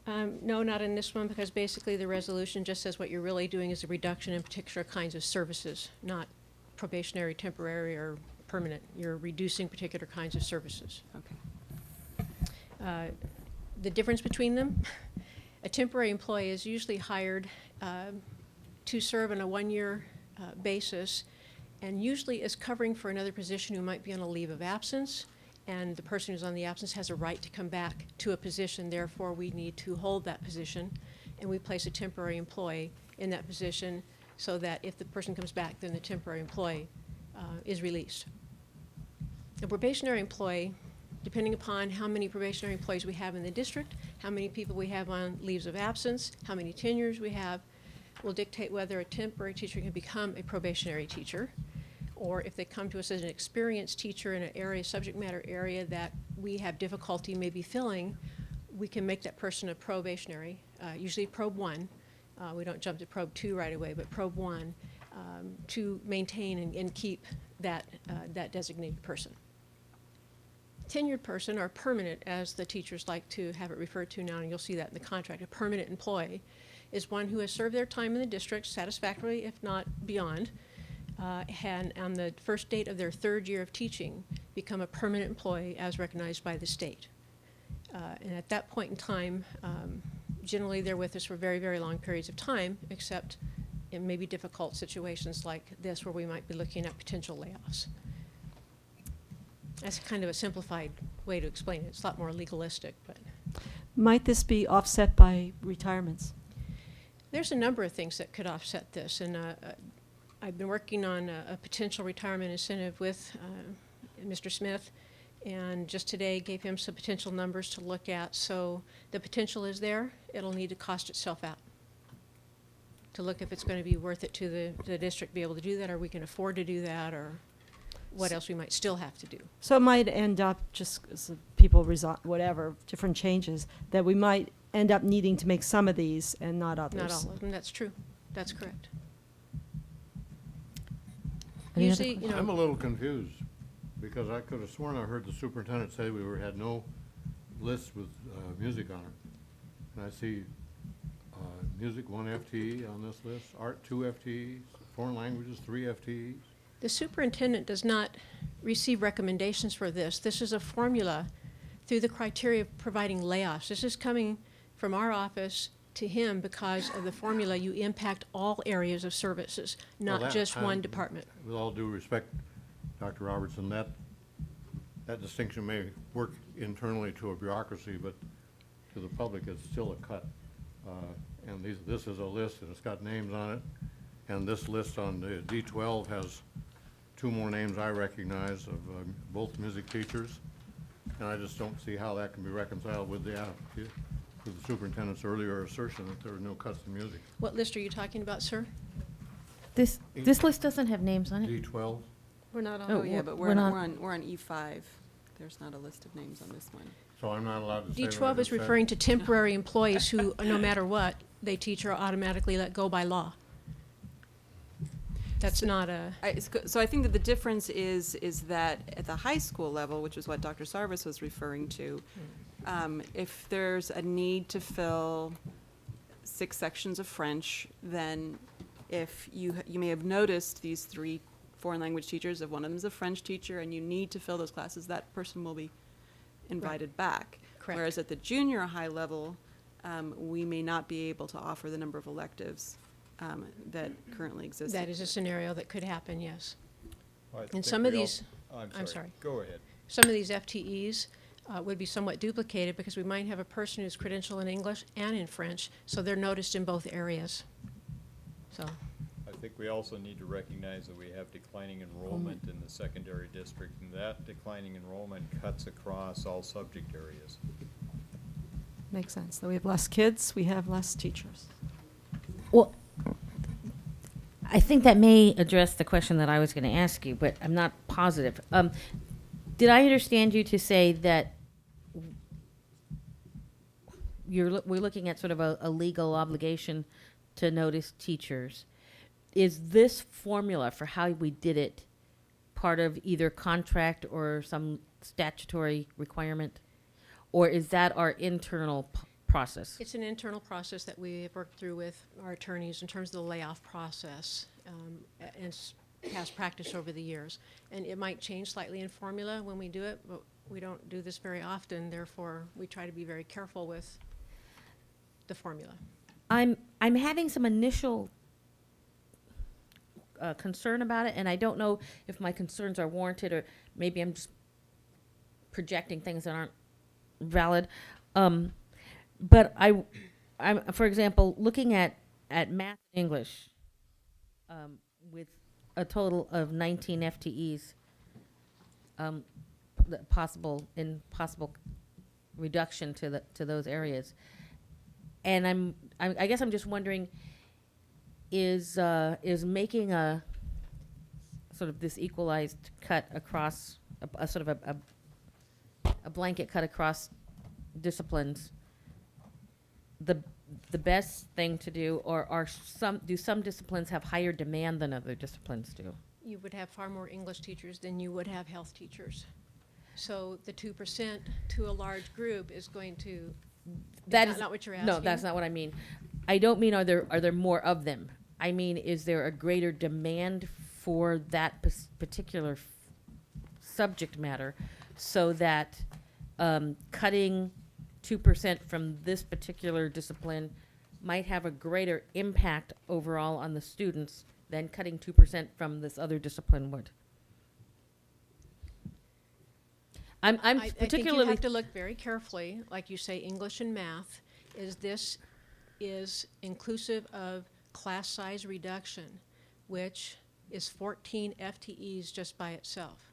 So if enrollment goes down and class size needs to increase, then you have less need for teachers in those particular subject matter areas. When enrollment goes down, does it impact every discipline equally? Not equally, because some things aren't required for students to take. Right, I guess that's what I'm sort of questioning. Well, not Over 4 years, they're not required. Also, because we have a lot more English teachers than in any other subject area. And math, for the most part. I'm thinking of, for example, Casey and some of our standardized testing, which students are required to take, and there's consequences for how well they do, et cetera. And so I'm wondering if there are certain, I realize that I'm maybe not making myself clear, but I'm wondering if there's a greater, I don't want to be dismissive of other disciplines, but I'm saying, is there a greater requirement for some than for others, or a greater need for some than others, that would warrant not making the same percentage of cut across board? That is very hard to do, because although not all of them are required every single year, all of these are requirements that the students need to take to pass graduation requirements and or meet other requirements going on to college, et cetera. But do they take 4 years of English? Yes. Do they take 1 semester of health? Yes. But when you're trying to look at equalizing particular kinds of services that you might have to reduce, then your larger teaching departments would be impacted more than those who have less members in their department teaching. If I go only 1% on English and 6% on foreign language, there's no way for me to come up with a criteria that's going to be equitable in any way, shape, or form, and be able to explain that. Well, that's my question. Is there,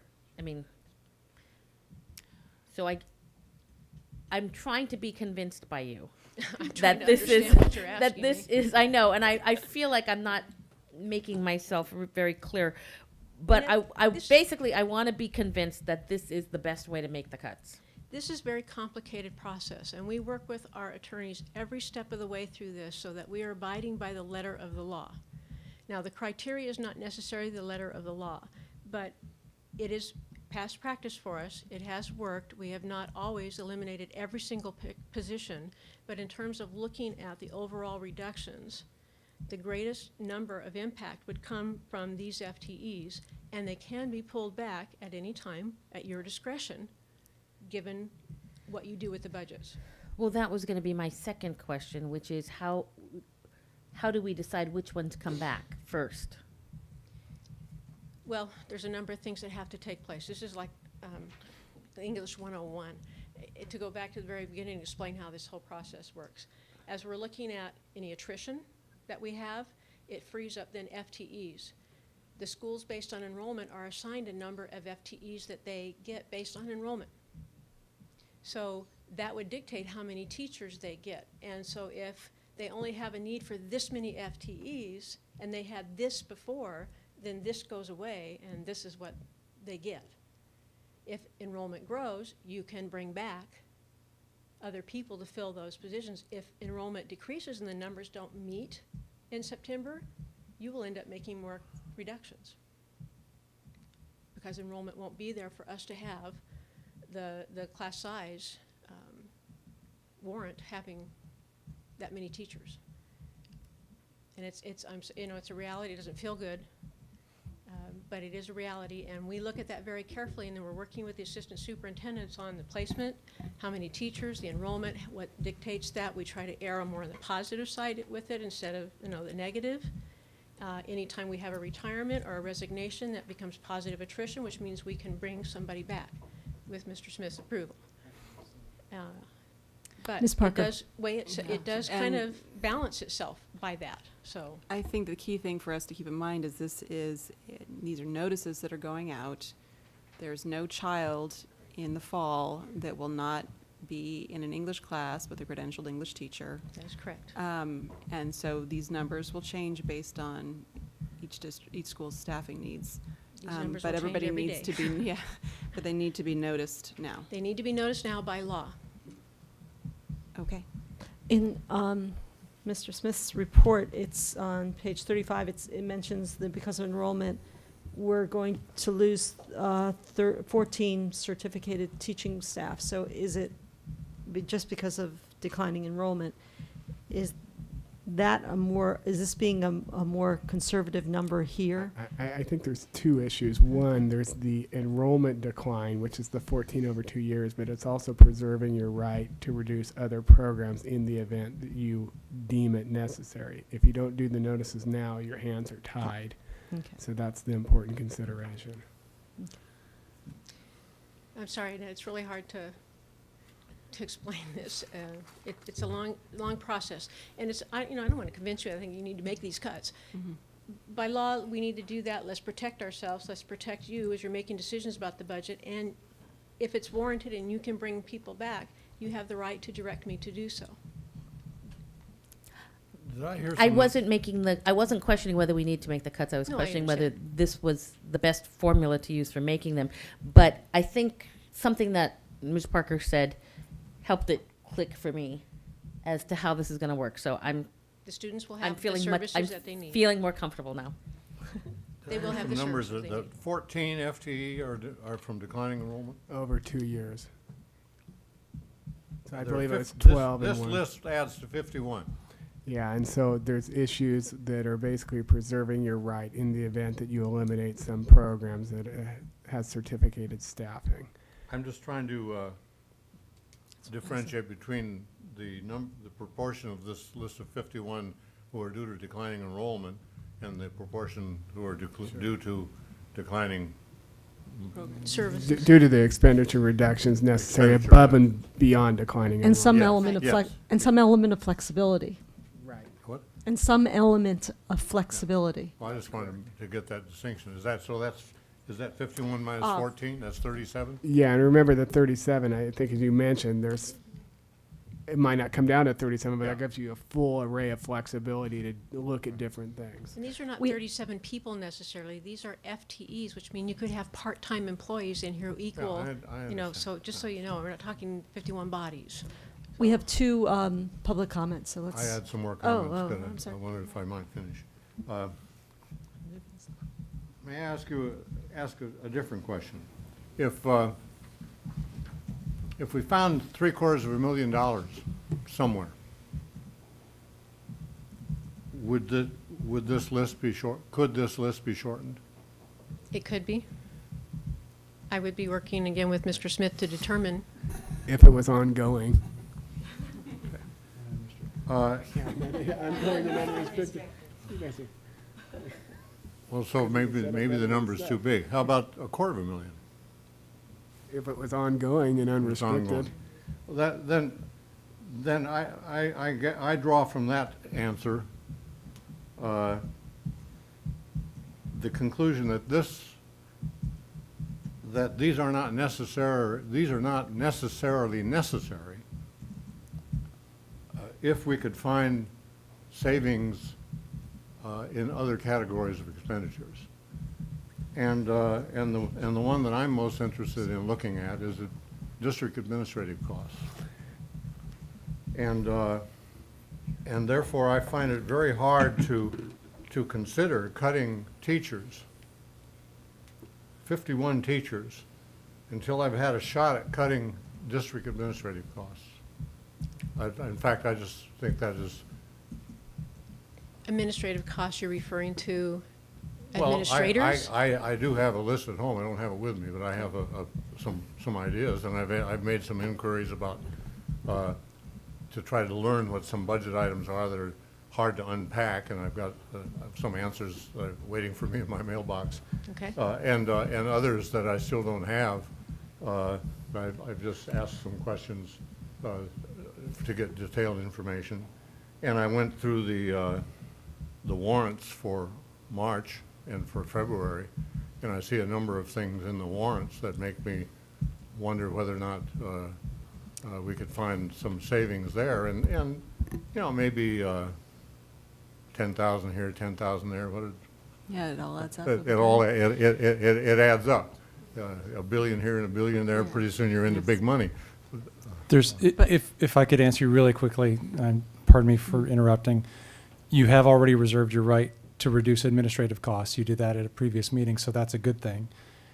You have probably, and you would probably agree, that you have a very good investigator as far as finding unrestricted ongoing costs to take people off this list in Mr. Smith. But I think right now that the question is whether or not we have the time to find those costs for you to make that decision tonight. That's the big thing. Unfortunately, we don't have the time. Well, if we don't do this by March 15th, we lose our flexibility in being able to do it should it come to that, is the real issue. So we can, if we adopt this tonight, and we do this this is essentially what we do every year, correct? Well, when you have layoffs. Yeah. But that's Which not is the every part year, I was so- missing, Right. which is what I wasn't getting for some reason. This is basically what we did last year. That was, yeah, the first time we've done layoffs for a while. Yeah. So, right, so this is not presented every year, so. So, and then we ended up not making, we ended up rescinding most of those notices. Yes. The vast majority of them. Yes, that's correct. So what we're doing here is just basically giving ourselves some flexibility. We are, at least I am, supremely optimistic that the majority of these will not have to come to fruition, although given that our situation is different than it was last year, perhaps a greater percentage of them will. But this is not, we're not, if we approve this tonight, we are not saying these are absolutely going to happen. That's correct. Okay. Public comment now. We have David Holmes, followed by Lane Wheeler.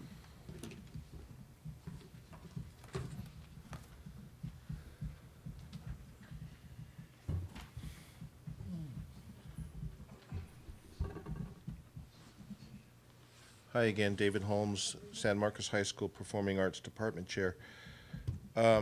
In this presentation, I don't think anything was really mentioned about the resolution that's here that I think does, if I'm not mistaken, does tie you to this action. 51 FTEs or 37 FTEs, that's a set of initials that tends to dehumanize the picture. And whether you like to admit it or not, FTEs equal teachers. There are faces to each one of these potential layoffs. They are not just things, FTEs. They are human beings. They are certified teachers, professionals.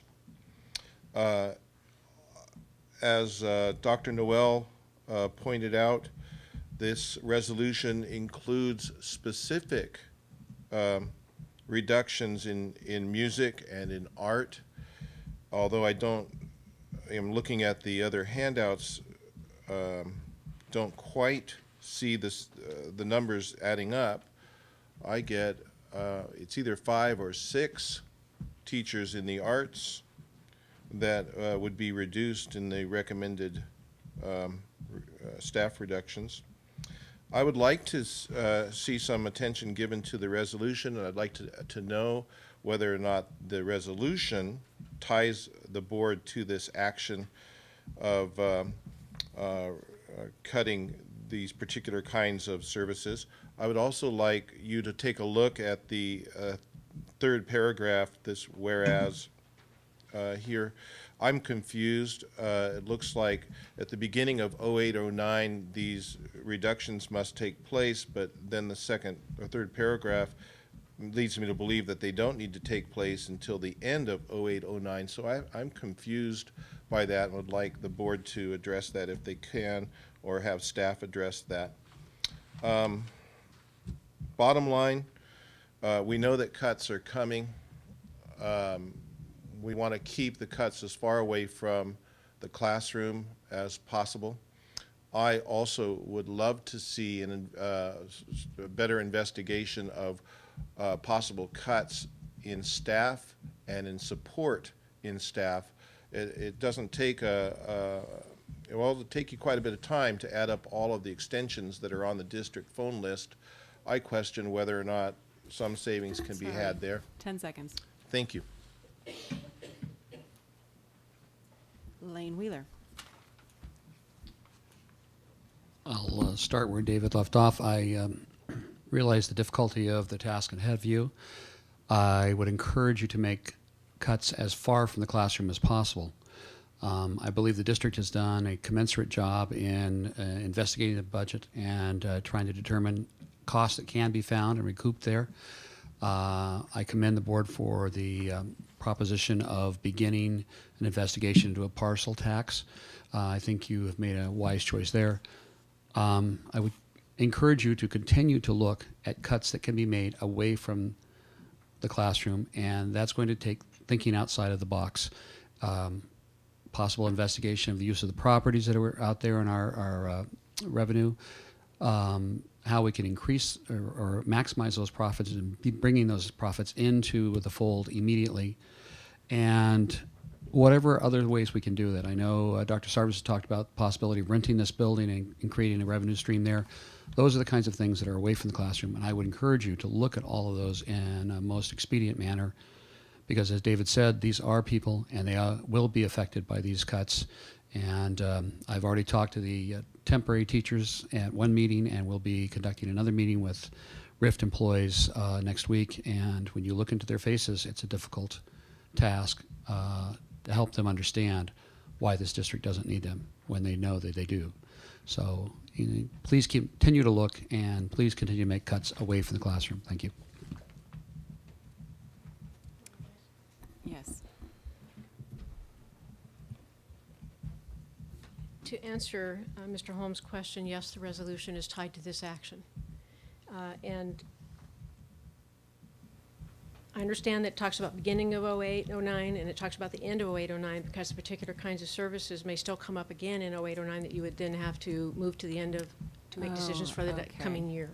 So this process, and my recommending that you go ahead and move forward this, then will allow me and Ann to go out tomorrow, starting tomorrow, and personally meet with every one of these employees and talk with them about this process, what's happening, what it looks like, and what we're trying to do to not have it come to total fruition. I'm so sorry, because And it I is know not an that'll be easy hard, yeah. process, and I agree. It's not the best part of my job, but you know, my chance to be able to go out and talk with him is very important to me, to do this personally and not just mail something out. So that's important. I have a question regarding the resolution. The way that it's worded, where it says shall be reduced or eliminated no later than the beginning of 2008-2009 school year. then if we decide not to eliminate all of these, would it require another resolution to not follow through on this one? I don't believe that we required a resolution. We end up going through hearings, but it didn't require resolution as we were able to bring people back through attrition. We brought them back and you approved them through the board list. And it was before the beginning of the school year. And it's before the beginning of the school year, so it could go right up to the first day of school, but I don't anticipate that we would even do that unless we had a severe loss of enrollment in the secondary. But you have that time frame to hold off on making those cuts or bringing people back. But you Well- need to make the decision now for law. Yeah, for law, so. that part I understand. But the shall I'm is- I'm wondering if we said maybe, would that give us the flexibility we needed, or would it complicate matters? You already have the flexibility. Changing shall to maybe doesn't change your flexibility. You have the flexibility based on the considerations that come forward to you to make the determination if you're going to bring employees back. If you are telling me that changing shall to may doesn't substantially change the resolution, then I would prefer to have may. I'm reluctant to go there without that being reviewed by legal counsel. Yeah, I do think that does pose a problem. I Okay. think what she's saying is this resolution needs to go ahead as it is. In fact, this is very similar to the resolution we had last year. We made decisions about cuts after that.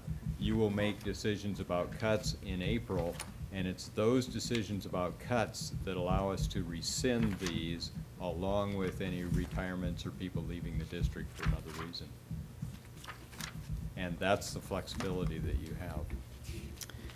I think that puts the cart before the horse, Dr. Sarvis. I think Well- we should be making decisions about painful cuts before we start laying off teachers. I agree with you completely. However, March 15th is upon us. But you control the agenda, and we're here now. We can't go back. Why didn't you have these things on the agenda earlier? Why didn't we get the other possibilities on the agenda? We laid this out for you when we talked about. But we never had. We had to an have the item interim where- bu- we had to have the interim approved- budget. We approved Oh, the yes. budget Sure. timeline. We approved the budget timeline. The board has looked at the budget timeline, and we are right on. And that ties our hands. That means that the We had to superintendent do the interim can't put something on the agenda to, for example, look for The interim cuts. report had to be done today. Can I finish, please? Is it, do you Go, find go. debate difficult or unpleasant? This is public policy debate, okay? And I'm now taking the superintendent to task because he controls the agenda. I control the agenda. You're arguing with me. But then I'll take you to task. Thank you, thank Excellent. you. I'm I'd glad you rather, take I'd the rather, I'd responsibility. rather you Then talk, I then thought you were Madam talking to Pres- me instead of. You, Madam President, have failed in the responsibility to provide options to the board and to the public to cut non-teacher expenditures prior to digging into the teacher payroll. For example, we just found one earlier this evening, $200 and some thousand transportation expense. Now, wouldn't it have been nice? That is an encroachment. That is not a necessary expense. Wouldn't it have been nice had this board, under your leadership, been presented with the option of cutting that to save $225,000 in teachers? I would have liked to have had a chance to make that decision, and you didn't give me that through your management of the agenda. Well, since Thank- you're anxious to take me to task. Dr. Sarvis, can I comment, please? I'm concerned because there's always a tendency to want to point fingers at everybody else and not take responsibility for things that we do. Dr. Noel, you mentioned earlier this evening that you have a series of proposals that you have at home that you did not bring with you, that we have asked at least, I think, at least 3 weeks ago, if anybody, maybe more than that, if anybody had proposals, particularly board members, to bring before the board regarding potential cuts, that those come forward so that the rest of us could be thinking about them. If you had suggestions, and not even if you had, because obviously you still have suggestions, it would be really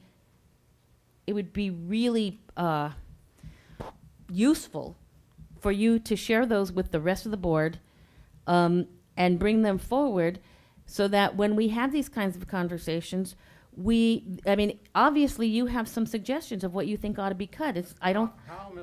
May I finish, please? Are you threatened by debate? May I finish, please?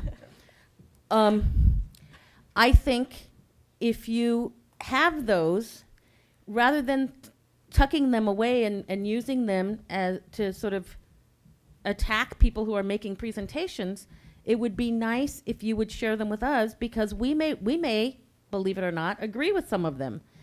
And it would be nice to be able to say, no, we don't want to do this. We think this other thing is a good idea. I think any of us who have suggestions, rather than waiting until the very last second to pull them out of our hats, we should be sharing them from very upfront, so that they are part of the debate and part of the discussion, and in an ongoing way. And I think, I don't know if prior to my being on the board, if you were board president at all, so maybe you're not aware that the board president does have a great deal to say about the agenda, and I think that it's time for us to stop attacking staff and take some responsibility for what goes on the board. And I believe wait a second, I do get to answer this at some point. I do believe, as Ms. Parker said, is that we made a list of things that we're going to do, and we are following that list. And our first on our list was the interim budget, and we did that this time.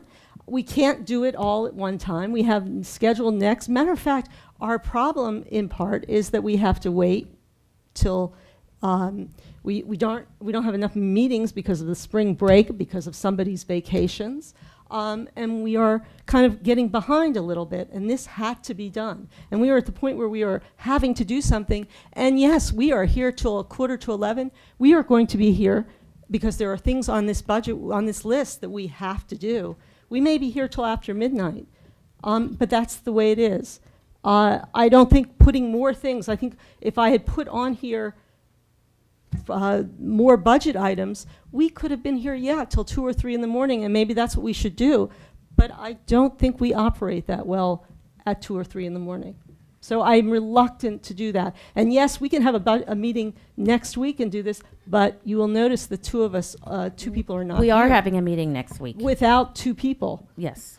Because they are not here. And Mr. Sarvis, Dr. Sarvis, I think, was next. Well, Bob, I think this is symptomatic of your tendency to remember things differently after they've happened, when in fact this was clearly laid out for you.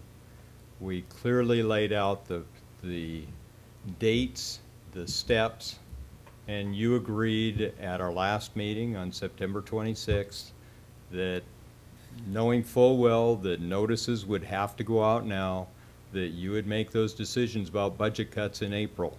And now you're pointing your finger at everyone around the table, and I think that's completely unfair. Dr. Sarvis, I didn't Yes. point my finger at everyone around the table. Oh. I certainly didn't point it at Kate, and I didn't point it at Mrs. Cordero. I pointed it at you, and I pointed it at only after she stepped up to take the hit.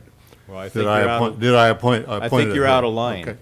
Well, I think you're out of line Frankly. too, and I think what is out of line, Dr. Sarvis, is that this looks very manipulative, and it looks as though you don't want to have trade-offs put before the board and the public, which works to serve the interests of preserving the administrative expenditure pattern that you now have, and that becomes a sacred black box that the board can't look into. It's certainly, for example, in recent history, of course, you were in China, you wouldn't know, but the budget that was presented for this year that we dealt with on June 29th didn't give us that opportunity.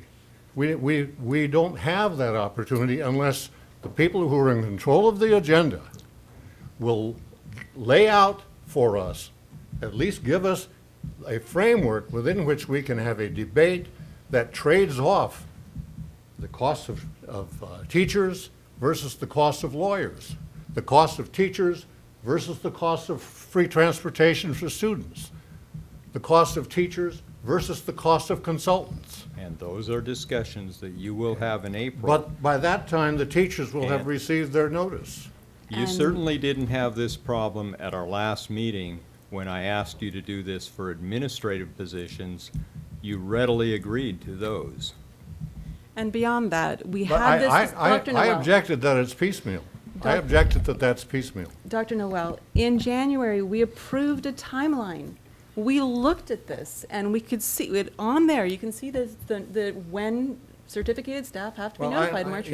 You know, and if I voted for that, it's a vote I regret, because I didn't realize that it would tie our hands to this extent. Well, it was- And as you know, and as I've written in the newspaper, I believe that for this district to have a credible budget process, Yeah, I it think must we're off put the agenda. everything on the table. It must let the people see the trade-offs that are available to us and the choices that we make. That's how we are accountable to the public. And we Well, I will would- do that in April. I'm sorry. And I also want to chime in that that was, of course, a recommendation from Mr. Smith on the timeline. And maybe you want to say whether it was realistic for us to make budget cuts in February instead of now. Well, can I just comment before we move? I think we're off the agenda here. I want to come back to what we have in front of us, because I don't think this is tying our hands. I think we do have our hands tied by the legal requirement to do this by by March 15th.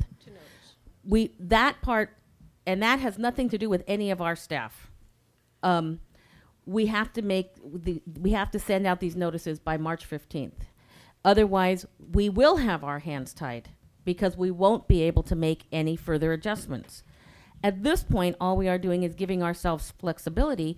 We can choose not to release any of these teachers if we make the budget cuts that we need in order to save their jobs. If that is what we want to do, and that certainly seems to be what you are suggesting, Dr. Noel, then I suggest that we take Dr. Sarvis up on his request that he has made repeatedly, that we give him a list of other cuts to be made so that those can be put on the table. And if I can't fathom why there would be a reason to be holding back on recommendations for further cuts and then complaining that we don't have everything on the table. Mrs. Cordero, the answer to that's very simple. If you want to discuss anybody's list of possible cuts, it has to be on the agenda. I don't come forward with lists. Have you sent your list to the rest of us? No. I You mean to can't Dr. send it Sarvis? to you. It's a violation of the Brown Act for me to send it to more than one person. Have you sent it to Dr. Sarvis? I have not sent it to Dr. Sarvis because I don't trust Dr. Sarvis to use the information I send him in a forthright manner. Well- That happens to be my experiencing of Dr. Sarvis, okay? That's Have you for you to put your experiencing of Dr. Sarvis. Have you impute it to me doesn't cut. Have I you don't- requested? Have you back to the requested agenda. that your list be placed on the agenda? I have asked for an open discussion of No, trade-offs. that's you're not answering my question. Have you requested that your list be placed on the agenda? I will go ahead to approve, with great regret, the reduction in particular kinds of services and adoption of resolution number 0708-28. Second. All those in favor? Aye. All those opposed? No. It passes 3-1 with Dr. Noel saying no. Madam President, I also need a consent vote on D11. Fine. Was it D11 or D12? D12. Sorry, D12. Can we do that at the end when it's time to go back to consent? Or Dr. Noel asked that it be done now, so do you absolutely have to have it Well, now or at the end? to me, they were all very similar, and I thought it made sense to deal with them at the same time. We can do that. Okay. We can do this now. For D12, I'll approve sending notices of release to temporary teachers effective the end of 0708 school year. This is a painful one, but I'll second. Any discussion? Okay, all those in favor? Aye. All those opposed? No. passes 3-1 with Dr. Noel saying no. Okay, we're on to E6. Oh, yes, I don't know if we have to vote. I think it's my discretion that we are going ahead. I don't believe I vote. Is that correct? I think I just say we're going ahead. A new item it's past 10:30 and we don't normally, but that's the way it is tonight. Approval of a paid meal price increase for 08-09 school year. We have Go ahead, Eric. Nancy here at the witching hour, and Good evening. I've got a simple request for a price increase across the board for elementary and secondary paid lunch for 25 cents. That should gain us an additional $31,000 in revenue if participation remains the same. And I'm hoping that you will approve this recommendation. I have a quick question. Last time we did a quarter change, I guess it was a couple of years ago. Did you notice a decline in the number of children getting lunches? No, I Or I don't know that think you were I did. here, We- but. I don't think we had a decline due to a 25-cent increase in paid lunch. So we remain pretty stable with these numbers, or, I think it says how many lunches here. 80,000 in the secondary, in the elementary, Mhm. 40,000 approximately in the secondary. My goal is to actually increase participation regardless of an increase in paid lunch. I'm looking at reimbursable lunches. Okay. Yes. I just had a quick question regarding the adult meals. You said there's an opportunity to raise revenue through sales of adult meals. And you identify that this is an underutilized market. Is there a flat rate for adult meals? Adult lunch is $4, $4.31, And including tax. is that being increased, or is that remaining the No, same? we're going to keep that the same. We're going to increase participation, hopefully, that's my goal, to increase participation through just a revitalization of a menu. And How, can I ask you how long it's been at $4? I think it's only been, when the 06-07 increase occurred, I think that's when the adult sales increased as well. I'm going to kind of ask you the same thing I asked Dr. Robertson to convince me, because I'm a little hesitant to raise the cost for students and not raise the cost for adults. Well, we can revisit the idea of raising the price on the adult meal. I think $4 is reasonable. These are not huge lunches. They're component-based lunches, meaning that they get 3 choices to fulfill our food-based meal plan, and we can investigate that. I could do a cost analysis and see if that, but frankly, we're not getting enough adult participation that I think it would impact us as strongly as we would if we were to see the student meals increased. Do you make any money off of the adults, or is it just Not no? yet. We don't. No, but I mean, if at $4. Oh, are we barely are, you know, if we could get our food costs in line and our labor costs in line, then perhaps a meal charged out at $4.31, we could make a little money off of. that was one of my questions, is whether it was a 2-step process. First, you increase participation, and then once you increase it, then maybe you revisit the pricing in the meal at that point in time. Because if you raise price on something that nobody's buying, You're just going to alienate your market. right? Yes. What is the current reimbursement rate for the National School Lunch Program? It's $2.24 for free, Mm-hmm. $1.87 for reduced, 25 cents for paid.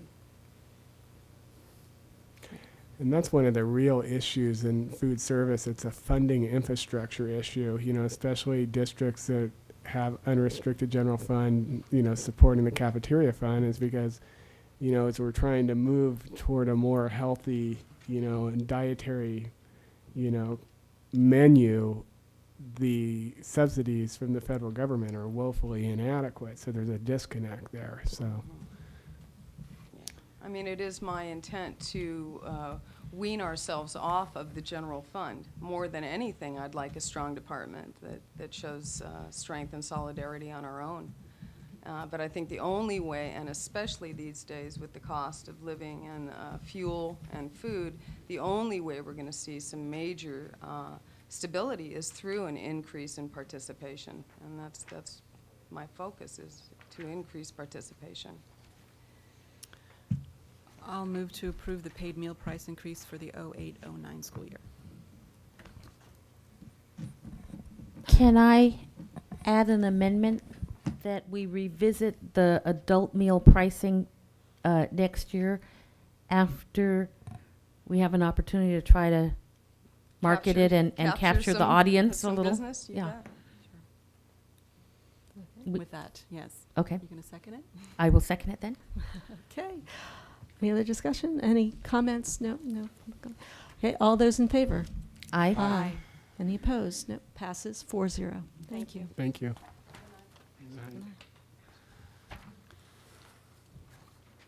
E7. Mr. Gonzalez will give this presentation.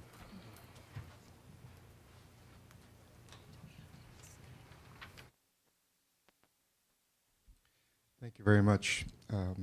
On an annual basis, we're obligated by the Education Code to make sure that our schools develop a comprehensive school safety plan that addresses the safety concerns identified through a systematic planning process. Part of that systematic planning process requires that we look at data. For example, the California Healthy Kids Survey data.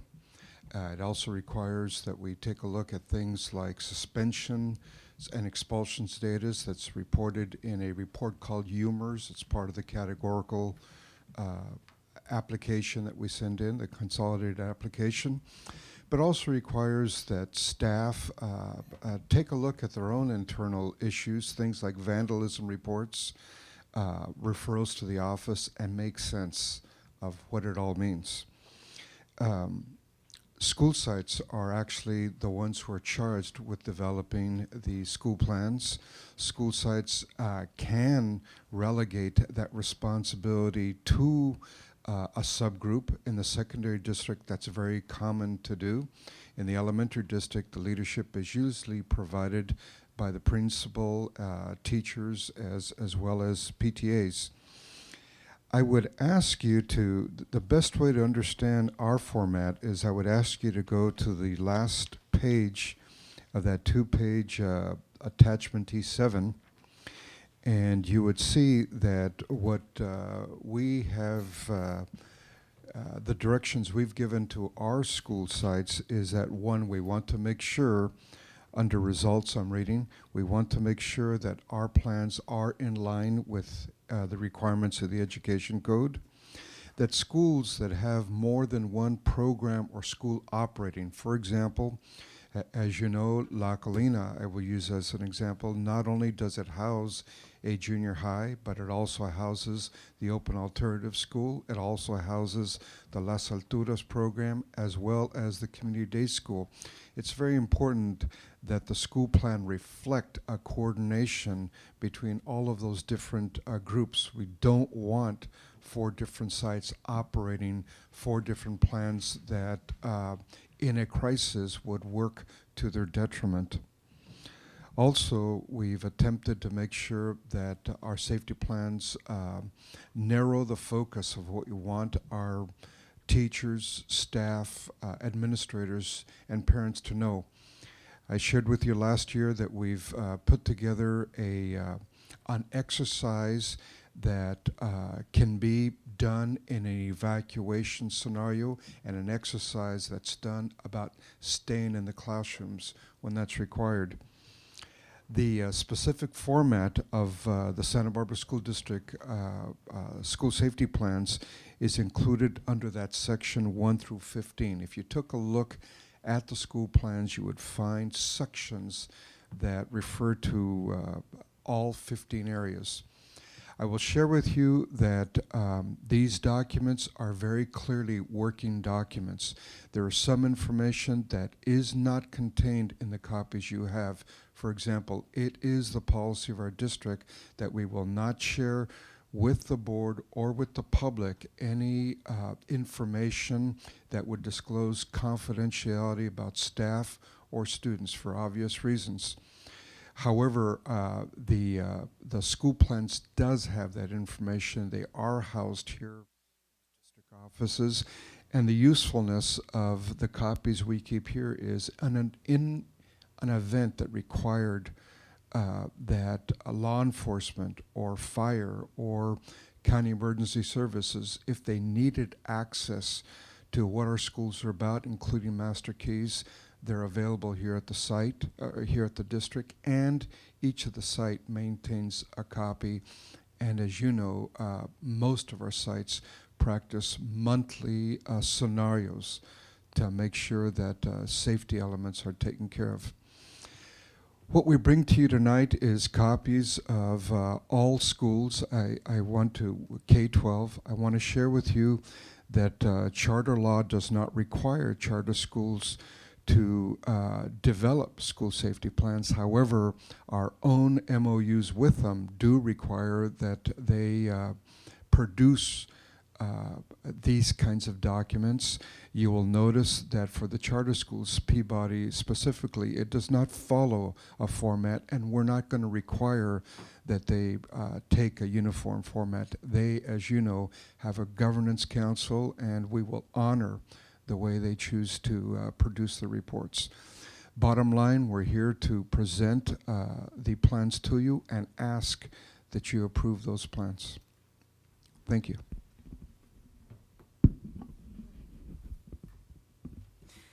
Okay, I'm just going to stick to my major issues.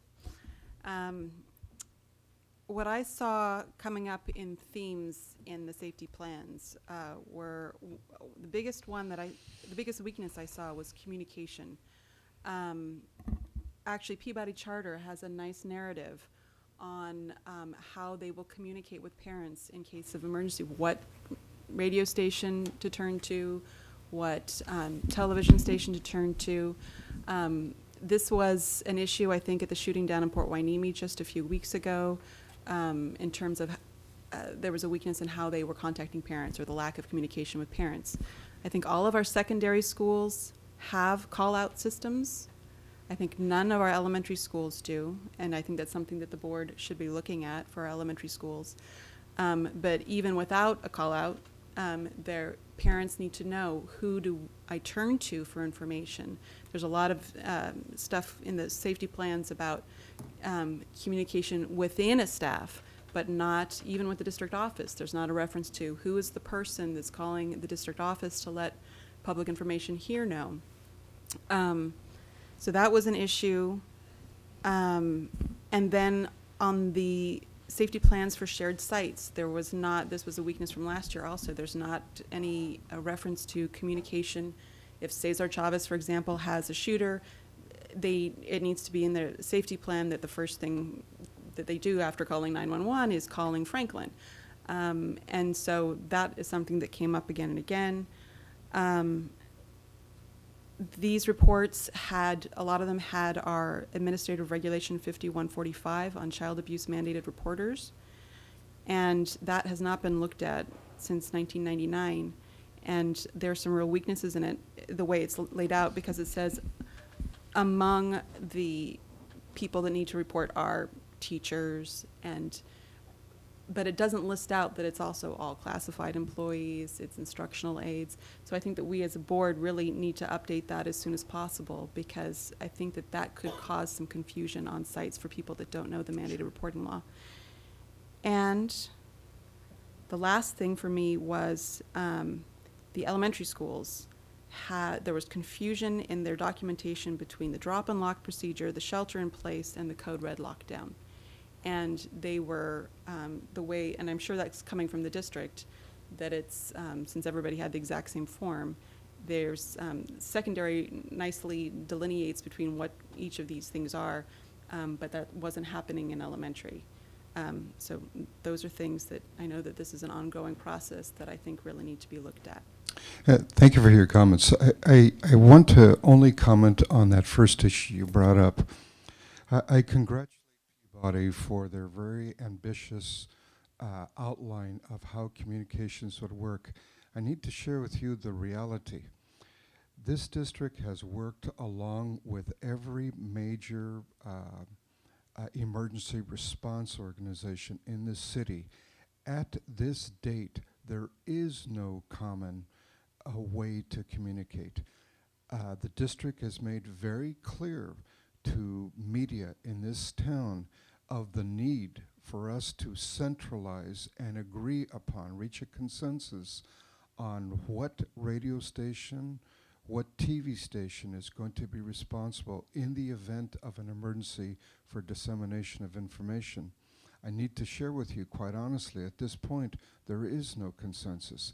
As you know, KYT does a good job of, as soon as they're informed, of notifying the community of what's going on.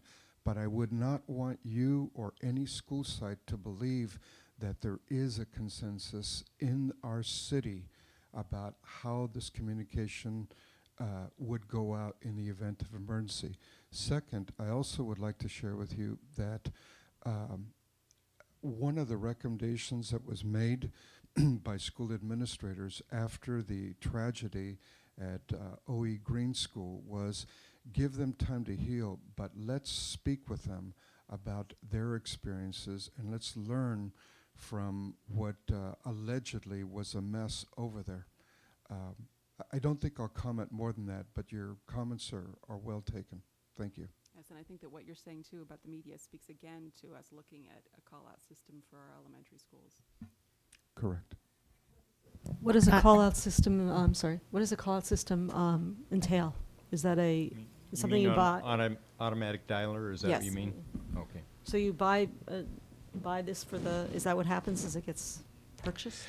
An automatic dialing system is a great advantage. As you know, right now, most of our secondary schools, we communicate with parents about attendance through that mechanism. We also communicate with the parents about special events. However, I want to share with you that it's not simply a call-out system. In the event of power, you may recall that about 2 weeks ago, the district offices were without power for, I think it was about 2 days. And so it's backup redundant systems. I share with you that the funds that are made available from categorical resources for school safety do not meet the need. And I will share with you personally that I've been reticent to come to the board and ask for the kinds of funds that are needed to fully equip our schools, full well knowing the financial burden the district faces. But I do not mean to in any way diminish. There are real needs. You might have heard, and I apologize, I was not able to attend the joint city council board meeting, but about, I believe, a month ago, and Dr. Sarvis would have to correct me, there was some indication that perhaps the Red Cross and the business community would adopt schools and make sure that basic supplies that are housed in our emergency supply sheds would be made available. Schools are hard-pressed to do that. We always are responding to our schools, you know what, hit up your PTAs. That advice only goes so far. So I do not want to minimize the safety needs of our campuses. Among communication, I want to share with you, and facilities department is well aware, and it is a priority with us. Please understand that many of our sites, the communication is not simply an issue of how do we communicate with parents.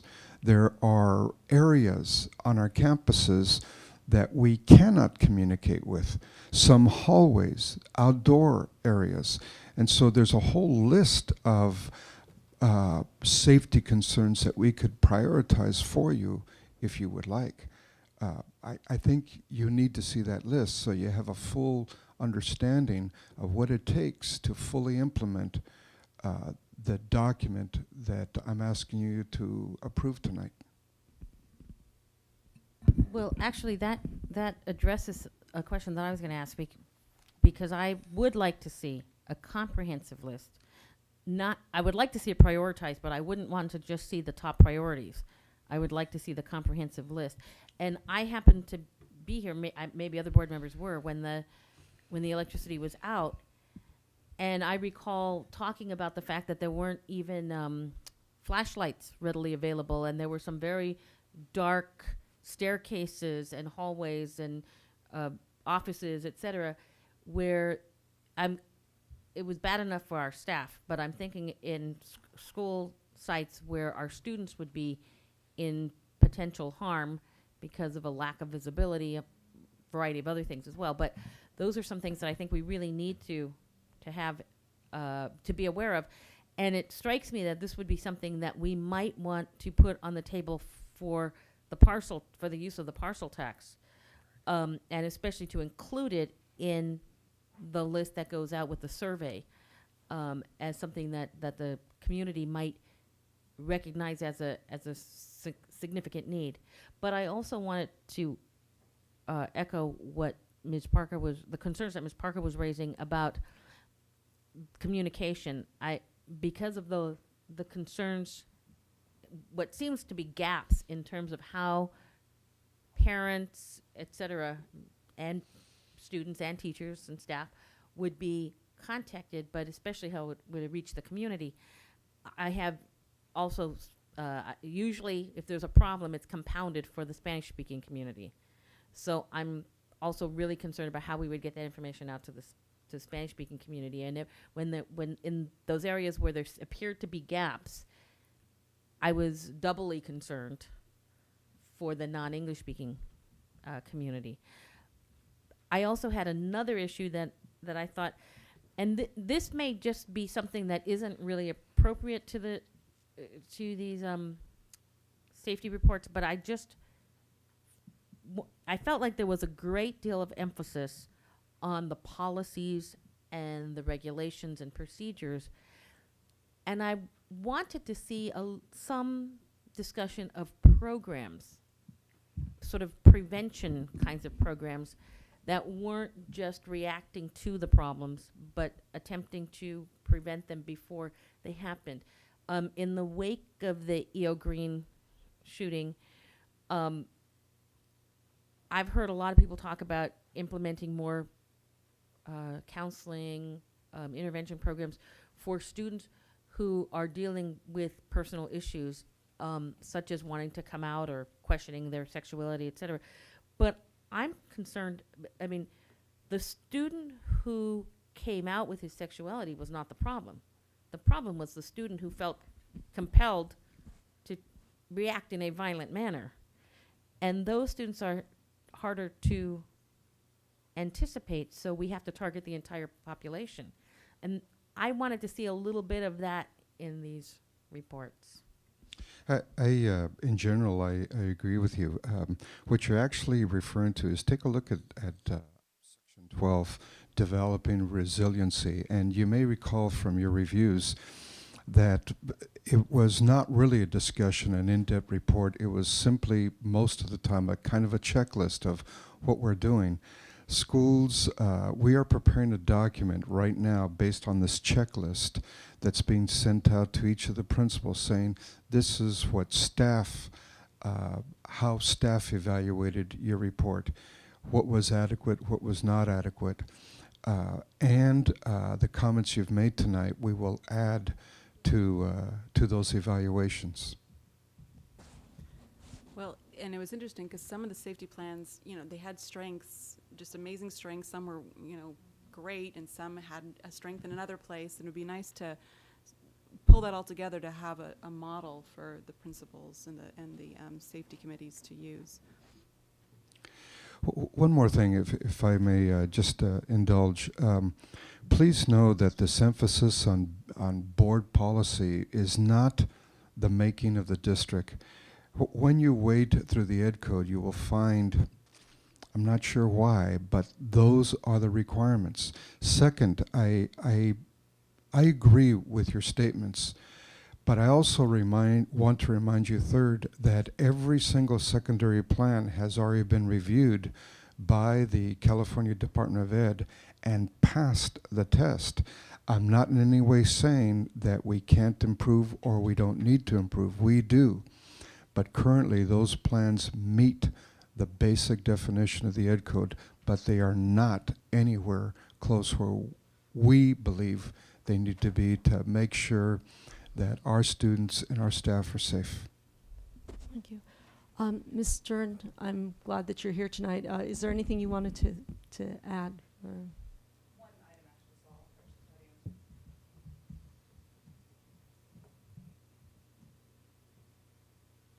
I just wanted to comment for the board on the call-out system. This was a communication concern that you had shared. We have approximately 4 phone lines that go out from San Marcos High School when we make what we refer to as an all-call. If we cycle through all of the phone numbers, it takes a couple of days to go through. So realistically, in an emergency, parents would not receive information in a timely manner from a call-out from a site that has 2,000 students. So we really would need to rely on our media sources in order to get information to the community in a timely manner if there were an emergency. So unfortunately, the technology is there, but the capacity is not yet. Well, and actually, the technology can be web-based now, which could do it, I think, in a much quicker way. So maybe it speaks to sort of reviewing what's there and what's available. Right, and clearly it would depend on the nature of the emergency too. If it is something where we have a power problem, then all of those solutions unfortunately also are gone. But if it's something, again, where there's a lockdown on campus because somebody's on the campus who shouldn't be, then the power problems are really not what we're facing. Thank you. Thank you. Okay. If you'll permit me, I want to make one more comment. Paul Turnbull, early in the year, studied a system where communications are done through the cell phones. Now, we haven't yet, I don't believe that we've developed a proposal for you, costed out, but there are newer technologies that can be used. And if you'll permit me, when we develop that list, not prioritized, but a list of safety needs, we'll include that in there, and you folks can take a look at it and make some sense of it. Well, I think that's essential because I think just reaching a landline is not sufficient. Many of the, if it takes place during school hours, most parents would not be at home. So, and they might not even be at their desks. So I think a cell phone system would be in order. Don't those systems get overloaded very quickly? In emergencies, very clearly, county emergency services have said yes. They do get overloaded very quickly. When I was a graduate student, I was on desk duty in a girls' dorm. I was a security person. And the Chicago air raid sirens all over Chicago went off. And my first responsibility was, my God, what's going on? Get on the phone and call the police. Everybody called the police. Total breakdown in the system. What had gone on was that Mayor Daley was celebrating the White Sox winning the pennant. Well, you know, I did several, oh, I was going to say several years ago, but it probably wasn't several years ago. It was probably a year ago or something. I was talking to one of our athletic directors about a plan to secure funds for a new press box with the possibility of having it serve as a community emergency sort of communication facility, I guess, or you know, well, command post, to be able to just use it to get information out just over, you know, the loudspeakers.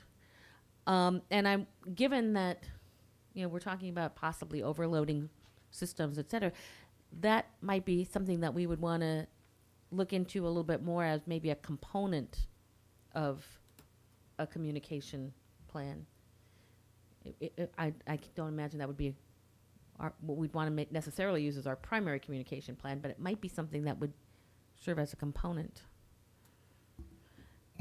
And imagine in an emergency, all the kids in the high school who have a cell phone on them are going to be calling their parents, and that's a whole nother issue.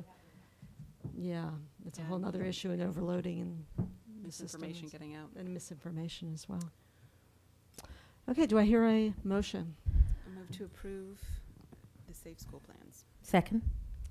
All those in favor? Aye. Any opposed? I'm not hearing. Thank So you. passes 4-0. Thank you.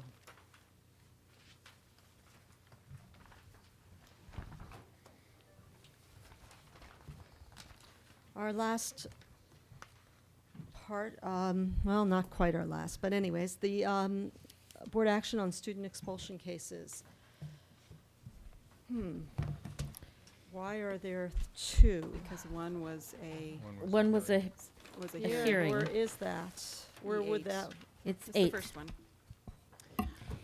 In the case of 0708-35, I move that we uphold the hearings and the findings and recommendations of the hearing, of the original hearing panel.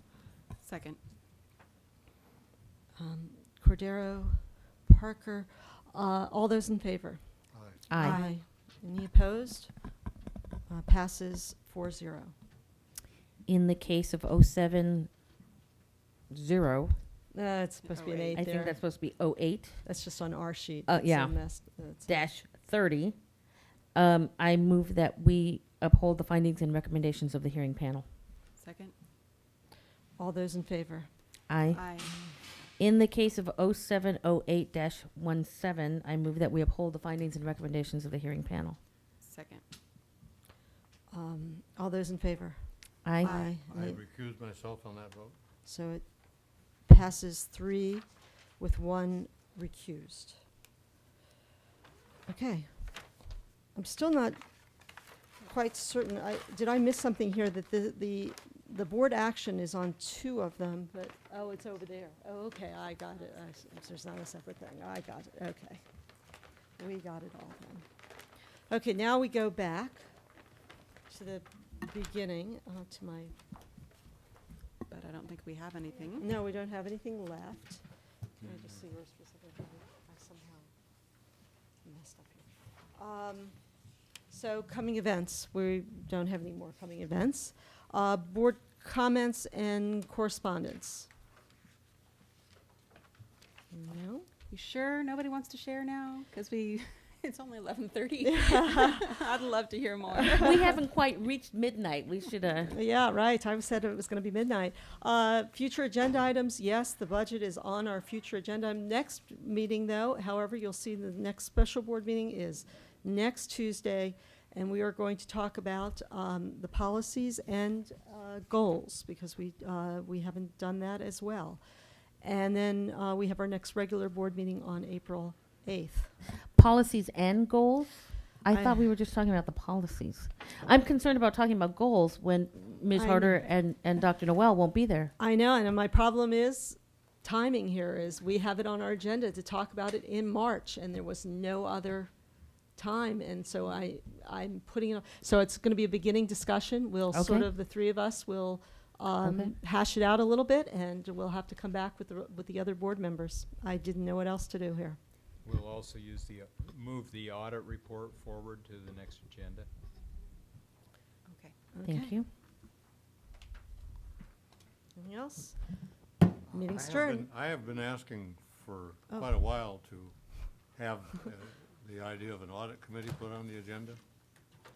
And I'm wondering if I'm ever going to have a positive response to that request. We will try. How many more weeks do you think it'll be? Well, we may have to have, if we can't keep fitting things on, then we're going to have some more meetings. You And know, so, any citizen could come in and ask to have something on the agenda, and by the 3rd meeting from the time they ask, it would have to be on the agenda. I've been much more patient than that. okay, we will try. Well, I think Ms. Harder and I had both requested that if we are going to discuss an audit committee, that we want to A budget keep committee it, the budget committee as well. in that, with that. Yes. Because we don't, I don't want to move forward with an audit committee Without- before the budget committee, which we've been asking for much longer. Well, is her position holding up my getting my request to get something on the agenda? No, we'll have to put them both on at the same, one after the other. And it'll take up a good portion of the meeting, but that's what we'll do. All right, now we can adjourn. Is anything else before I thought I hit it before? We're